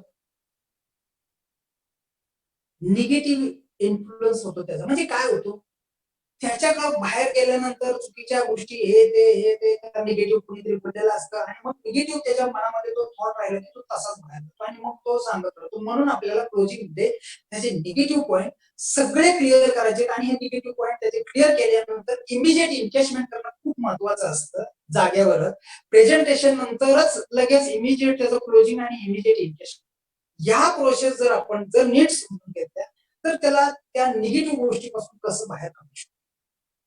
आणि दुसरी गोष्ट, वेळेत क्लोजिंग होत नाही. बऱ्याच वेळा मी तुम्हाला सांगतो, माझ्याकडे आहे, मी एकाचा डीएनएचा सेमिनार घ्यायला सांगितलं, घेतला आणि काय झालं त्याने 7-8 गेस्ट, उदाहरण म्हणून सांगतो, 7-8 गेस्ट बसले. त्या व्यक्तीचे 7-8 गेस्ट बसल्यानंतर त्याचं क्लोजिंग व्हायला पाहिजे, नाही झालं. कधी झालं? नुसतंच फोनवरनं. कधी? हा म्हणला महिन्याने करतो, तो म्हणला नाही. मित्रांनो, मला तुम्हाला हे सांगायचं, वेळेत क्लोजिंग झालं पाहिजे. जे आपण शेतकऱ्याचं उदाहरण घेतलंय वेळेसाठी, वेळेतच क्लोजिंग होणं गरजेचं आहे. दुसरी गोष्ट साहेब, आपलं क्लोजिंग वेळेत होत नाही आणि मग आपण ते एकदा मागे पडलं की तसंच मागे राहतो आणि त्याचा फॉलोअप पण सुरू होतो. आणि एकदा फॉलोअप मग एकदा करतो, फोन करतो, तो हा हो म्हणला, नाही म्हणला. अरे तो कुठल्या सिच्युएशन, काय कामात असू शकतो, कुठल्या तरी एखाद्या टेक्निकल गोष्टीमध्ये अडकलेला असू शकतो. त्यांनी फोन नाही उचलला की त्याचा चुकीचाच अर्थ घेतला पाहिजे, नाही ना. एकदाच फॉलोअप ठेवू, दोनदा ठेवू, तीनदा ठेवू, बघू तरी काय होतंय ते. जोपर्यंत तो समोर येत नाही आणि तो सांगत नाहीये की अरे विलास मला नाहीच करायचं, तोपर्यंत त्याचा फॉलोअप ठेवायला पाहिजे. चुकीचं असतं तर त्यानं आपली माहिती ऐकून घेतली असती का? मित्रांनो, आपला फॉलोअप होतो, त्यानं सांगितलेल्या टायमिंग मध्ये आपण त्याला भेटत नाही. नाही भेटणं झालं तर कमीत कमी त्याला कॉन्फरन्स कॉलवरती तरी घेणं गरजेचं आहे, फोनवरनं तरी भेटणं गरजेचं आहे. वेळेत भेटणं आणि वेळेत बोलणं हे खूप महत्वाचं आहे या धंद्यासाठी. आणि सोबत काय त्याच्यात रेकॉर्ड मेंटेन नसते साहेब. म्हणजे तुम्हाला मी सांगेल रेकॉर्ड मेंटेनचा फायदा काय होतो की कधीचा मागचा पण शेअर कधी पुढे येऊ शकतो. मग आपल्याकडे रेकॉर्ड असलं तर की कुणाचं क्लोजिंग झालंय, किती गेस्ट माझ्या टीम मधनं आले, कुणाचं पहिलं क्लोजिंग झालंय, कोण पहिल्या क्लोजिंग मध्ये क्लोज झालाय, कोण दुसऱ्या क्लोजिंग मध्ये क्लोज झालाय, कुणाचं तिसरं क्लोजिंग झालंय, कुणाचं झालंच नाही. हे रेकॉर्ड आपल्यासमोर असलं पाहिजे. जर आपल्यासमोर ट्रॅक रेकॉर्ड असेल तर आपल्याला त्या पद्धतीने, कोणाचं प्रेझेंटेशन झालंय, कुणी अर्ध्यातनं सेमिनार पाहिलेला आहे म्हणजे त्याला अर्ध्यातनं पाहणाऱ्या माणसाला पुन्हा क्लोज करायला लागणार आहे. एखाद्याने सेमिनार बघून गेलाय, त्याचं क्लोजिंग पण झालंय पण तो नुसताच असा मध्यंतरी थांबलाय म्हणजे त्याला कशाची गरज आहे, तर रिक्लोज करायची गरज आहे, परत त्याचं एकदा क्लोजिंग करणं गरजेचं आहे. आणि हे सगळं करून सुद्धा नुसतं ते होणार नाहीये, पैसे मागावे लागणार. पैसे नाही मागितले तर काहीच नाही. आणि सगळ्यात महत्वाची गोष्ट असते साहेब, जर का आपला फोकस गेस्टवरच असला पाहिजे, गेस्ट आलाय ना तर त्याच्यावर फोकस असला पाहिजे. तो जॉईन होईपर्यंतच नाही, जॉईन झाल्यानंतर सुद्धा त्याला आपल्या बरोबर पार्टनर म्हणून घेऊन भविष्यात त्याच्याबरोबर आपल्याला काम करण्यासाठी सुद्धा आपला फोकस त्याच्यासोबत असला.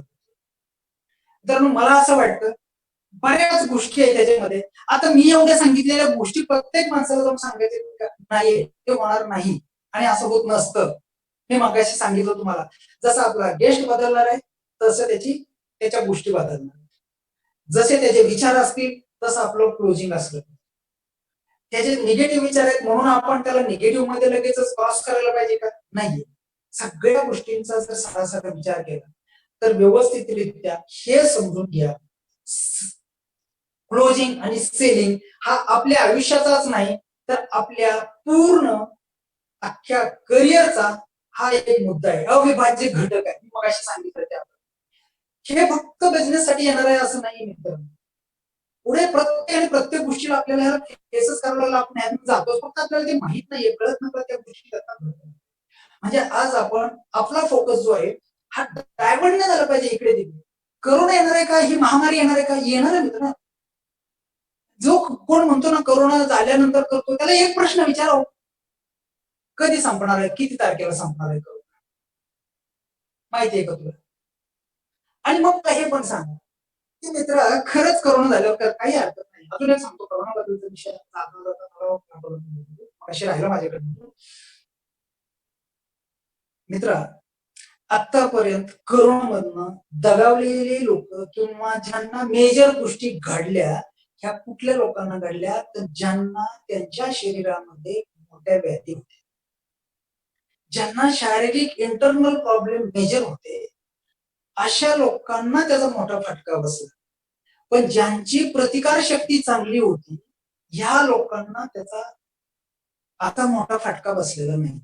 जरी आला तर ती त्याला फेस करून त्याच्यावर मात करून पुढे निघून गेले. मग मला हे सांगायचंय, ज्यांना ज्या व्याधी होत्या त्या लोकांनी अगोदर प्रिव्हेंटिव्ह चेकअप केला असतं, आणि ज्या व्याधीपासून ते जर का दूर राहिले असते, त्यांची जर प्रतिकार शक्ती त्यांनी व्यायाम करून, त्यांची लाईफस्टाईल चेंज करून जर वाढवली असती, तर गोष्टी बदलल्या असत्या ना. आज ते पण त्या आजाराला फेस करून पुढे निघून आले असते. एकच गोष्ट अशी नाहीये, आज करोनाला याच्या अगोदर काय नव्हतं, काही स्वाईन फ्लू होतं, त्याच्या अगोदर कुठली साथ नव्हती असं म्हणते. फक्त आपल्याला त्याला नीट समजून सांगायचं. पण आज करोनामध्ये जर आलास तर गोष्टी काय काय असणार आहेत, या पॅन्डेमिक सिच्युएशन मध्ये आर्थिक सपोर्ट होणार आहे. दुसरी गोष्ट, भविष्यातल्या येणाऱ्या गोष्टींसाठी मदत होणार आहे, आणि या सगळ्या गोष्टी आपल्याला कंट्रोलमध्ये ठेवता येतील. हे आपल्याला त्याला व्यवस्थितरित्या सांगता आलं पाहिजे. मग आजची या ऑगस्टची स्कीम त्याच्यासमोर मांडता आली पाहिजे. काय ऑगस्टची स्कीम आपली आता? हॅलो, आपल्याकडे ऑगस्टची स्कीम आहे का नाही आता? त्याला इमिजिएट क्लोज करण्यासाठी, लगेच त्याला क्लोज करण्यासाठी अजून एक आपल्याकडे जी ऑफर आहे आताची, ही ऑफर आहे 16 ऑगस्ट पासून 31 ऑगस्ट पर्यंत. जे ऑप्टिमा पॅकेज आहे, हे ऑप्टिमा पॅकेज किती रुपयामध्ये त्याला दिलं जाणार आहे? तर जे 21,499चं पॅकेज आहे, हे पॅकेज त्याला 19,000 रुपयामध्ये दिलं जाणार आहे. प्रायमरचं पॅकेज 15,600चं त्याला 14,000 रुपयामध्ये दिलं जाणार आहे. सुपेर आहे त्याला 11,300चं 9,699ला दिलं जाणार आहे. इशन्सियात 6,600चं 6,600 असणार आहे. डीएनए त्याला 17,700चा, डीएनए त्याला 16,000 दिलं जाणार आहे. दोन ऑप्टिमम घेतले तर 42,998चं पॅकेज त्याला 37,000 रुपयामध्ये दिलं जाणार आहे. दोन इशेन्शिया घेतले तर त्या माणसाला 13,398चं पॅकेज 12,000 रुपयामध्ये मिळणार. दोन सुपेरिया घेतले तर त्याला डिस्काउंट मिळणार आहे. त्याच्यासोबत त्याचे 2 डीएनए घेतले तर डिस्काउंट मिळणार आहे. आपले आययुपी तर आहे तसेच आहेत, आपलं डायरेक्ट इन्स्टिट्यूट तर आहे तिथेच आहे, त्याला डिस्काउंट मिळणार आहे. मग कमी प्राइस मध्ये त्याला कॅश डिस्काउंट मिळतंय, हे तिच्यासमोर मांडलं गेलं पाहिजे. मित्रांनो, हे सगळं करून सुद्धा तो आडेवेडे घेणारच आहे. आणि त्यांनी ज्यावेळेस आडेवेडे घेतले, एखाद्याने जर आडेवेडे घेतलेच, तर कधीच आपल्या चेहऱ्यावर 12 नका वाजू, नका 12 वाजू. आपल्या चेहऱ्यावर 12 वाजलेले दिसले की त्याला कळतंय की अरे यार नाही, याचा लय मोठा नाही. स्मित स्माइल द्या त्याला, आणि त्याला नंतर बोला, ठीक आहे आपण उद्या परवा विचारू. एखादा नाहीच म्हणला, इमिजिएटच देणार आहे का नाही, तो त्याला आपल्याला जी कमिटमेंट देणार आहे, कमिटमेंटला आपल्याला भेटेल. पण ही ऑपॉर्च्युनिटीज आपल्याला त्याच्यासमोर मांडल्याच पाहिजे. मग त्याच्यासमोर हे पण मांडू शकताय, पुढची ऑपॉर्च्युनिटी जी आहे आताची. समजा एखाद्या व्यक्तीनं या महिन्यामध्ये 3 डायरेक्ट केले, तर त्याला डायरेक्ट इन्सेंटिव्ह हा 100% असणार आहे ना ऑगस्ट मधला, हा त्याच्यासमोर मांडू शकतात. जे 3 डायरेक्ट आहेत ते जर केले त्यांनी, तर त्याला 100% बोनस असणार डायरेक्ट इन्सेंटिव्हवर. जिथे 900 असणार आहे तिथे 1800 ऑप्टिमाचा, जिथं डीएनएचा 600 असणार तिथं 1200 असणार. म्हणजे 3 डायरेक्ट केले, आणि का 6 डायरेक्ट केले तर 150% मित्र. त्याच्यासमोर आज तुम्ही म्हणाल 6%, 6 लोक होणार का? फ्रेश लिस्ट असणार आहे त्याची. त्याच्यासमोर बसल्यानंतर क्लोजिंगच त्या पद्धतीनं, त्याच व्ह्यूनं जर क्लोजिंग केलं तर गोष्टी बदलतील, मांडायला लागणार आहे. आणि सगळ्यात महत्वाची गोष्ट, आपल्याला कॉन्फिडन्स शिकायला. साहेब सगळ्यात महत्वाची गोष्ट कॉन्फिडन्स, तुमची बॉडी लँग्वेज, तुम्ही कसं बोलताय, हे सगळं. मला वाटतं बऱ्याच गोष्टी मी तुम्हाला समजून सांगण्याचा प्रयत्न केलाय. मी आय होप की तुम्ही हे सगळं समजून घेतलेलं असेल. पुढे अजून 3 दिवस आहेत, त्याच्यामध्ये काय काय गोष्टी आपल्याला करता येऊ शकतील त्याच्यावर चांगल्या पद्धतीने विचार करायचे. व्यवस्थित जर तुमच्याकडे ट्रॅक रेकॉर्ड असेल तर आतापर्यंत गेलेले गेस्ट त्यांच्या गोष्टी या सगळ्या गोष्टी त्यांच्यासमोर मांडा. गणपतीचा पिरियड आहे, त्याच्यामधनं आपण कसा त्या ह्या कोणत्या एक चांगल्या पिरियड मध्ये एक डिसिजन चांगल्या पद्धतीने घेतोय, कसा डिसिजन घेऊ शकतो त्याला डिसिजनवर आणलं काम आपलं. ओके, मी थांबतो इथे. किशोर सरांना मी पुढे येस सर, येस. करायला सांगतो. Kishore, thank you very much. Thank you Vilas sir. इथं लाईट गेली त्याच्यामुळे मी माझा व्हिडिओ ऑफ ठेवेल. आताच गेली. मित्रांनो, आता विलास सरांनी आपल्याला अशा बऱ्याच गोष्टी सांगितल्या की ज्या माध्यमातून म्हणजे काही प्रश्न होते जे आपल्याला फील्डवरती येतात किंवा बऱ्याच गेस्टकडून प्रश्न आले. मग ते पीएचपीचे असतील, डीएनएचे असतील आणि सगळ्यात महत्वाचं म्हणजे बिझनेसचे असतील. आणि आज विलास सरांनी जे प्रश्न येतात त्याच्यावरती काय पद्धतीने त्याला आन्सर करायचं, अर्थात क्लोज करायचं. म्हणजे तुम्हाला माहिती आहे क्लोजिंग म्हणजे काय की त्याचा डिसिजन घेणे. आणि त्या पद्धतीसाठी सरांनी आपल्याला अतिशय महत्वपूर्ण इनपुट दिले. त्याच्याबद्दल सरांचा आपण पुन्हा एकदा आभार मानूयात. धन्यवाद विलास सर पुन्हा एकदा. आणि त्याचबरोबर महत्वाचा म्हणजे अनेक क्लोजिंग पॉईंट आहेतच, पण प्रत्येक फोर्टनाईटला प्रत्येक महिन्यामध्ये आलेली वेगवेगळी ऑफर हा सगळ्यात महत्वाचा क्लोजिंग पॉईंट जो असतो एक कंझ्युमरसाठी. आणि आपण लॉकडाऊन पिरियड मध्ये पाहिलं किंवा कोरोनाच्या सिच्युएशन मध्ये पाहिलं, दर पंधरवड्याला किंवा त्या महिन्याला कंपनी खूपच चांगला ऑफर देते कंझ्युमरसाठी आणि त्याच्यामुळे आपल्याला तो फायदा होतोय. आणि या सोबतच ज्या आता विलास सर तुमच्या समोर मांडलंय इंट्रोड्यूस होती स्कीम की तुम्हाला आणि मला तो बूस्ट मिळावा, अजून ताकद मिळावी आणि आपल्या खिशाचं वजन वाढावं. या सिच्युएशन मध्ये रेग्युलर पेक्षा इंडस्ट्रीचं काम करून जास्त पैसे मिळावे यासाठी जे आता आपण पाहतोय बोनस धमाका ऑफर आहे. 3 डायरेक्टला 100%, 6 डायरेक्टला 150%. त्यासोबतच जर पाहायला गेलं तर ओए प्रमोशन म्हणजे आपल्या 3 आपण जे म्हणतो लेवल 3 6 लोक जॉईन केल्यानंतर आपली लेवल 3 पूर्ण होते. आणि ती जर आपण 40 पॉईंट जर ऑगस्ट मध्ये केली तर आपल्याला येणाऱ्या इन्सेंटिव्ह वरती 30% टीम इन्सेंटिव्ह वरती आपल्याला 30% एक्स्ट्रा बोनस सुद्धा मिळणार आहे मित्रांनो. तर अशा सगळ्या स्कीम आपल्या सोबत आहेत. लेवल 4 अँड अबोव साठी पण काही स्कीम आहेत, त्याच्यामध्ये 20% पासून पुढचे बोनस आपल्याला मिळत आहेत. आणि मला वाटतं सगळ्यात महत्वाचं म्हणजे जे आपलं टार्गेट आहे बरं, की आपण ज्या 3 महिन्यासाठी आपण जे टार्गेट दिलं कंपनीचं 45वा टार्गेट आणि तेही आपल्या समोर, जेणेकरून आता आपल्याला ज्या गॅजेटची गरज आहे आपल्या घरामध्ये मल्टिपल गॅजेट लागतात. म्हणजे कित्येक लोकांना मी सुद्धा जेव्हा फोन करतो तेव्हा ते उचलत नाही, नंतर मला कॉल येतो की सर मुलीचा क्लास चालू होता, ट्युशन चालू होती, वेगळं काम चालू होतं. मग मल्टिपल जर गॅजेट आपल्याला असतील आणि यासाठी 45वा टार्गेट मधून कंपनी आपल्याला लॅपटॉप आणि स्मार्ट टीव्ही हे महत्वाचे टार्गेट्स आपल्याला दिलेत खूप कमी क्रायटेरियामध्ये. आणि त्याचा वापर करून सुद्धा आपण चांगल्या प्रकारे या ठिकाणी गोष्टी करू शकतो. यासोबत जर पाहायला गेलं तर आपण जे आजचे पॉझिटिव्ह पॉईंट वापरून या 3 ते 4 दिवसासाठी ज्या गोष्टी आपल्या समोर आहेत त्याचा आपण कसा फायदा घेऊ शकतो हे थोडंसं आपण नियोजन करूयात. सो सर्वांना खूप खूप शुभेच्छा. गणपती बाप्पा मोरया, मंगलमूर्ती मोरया. Wish all the best. Thank you very much.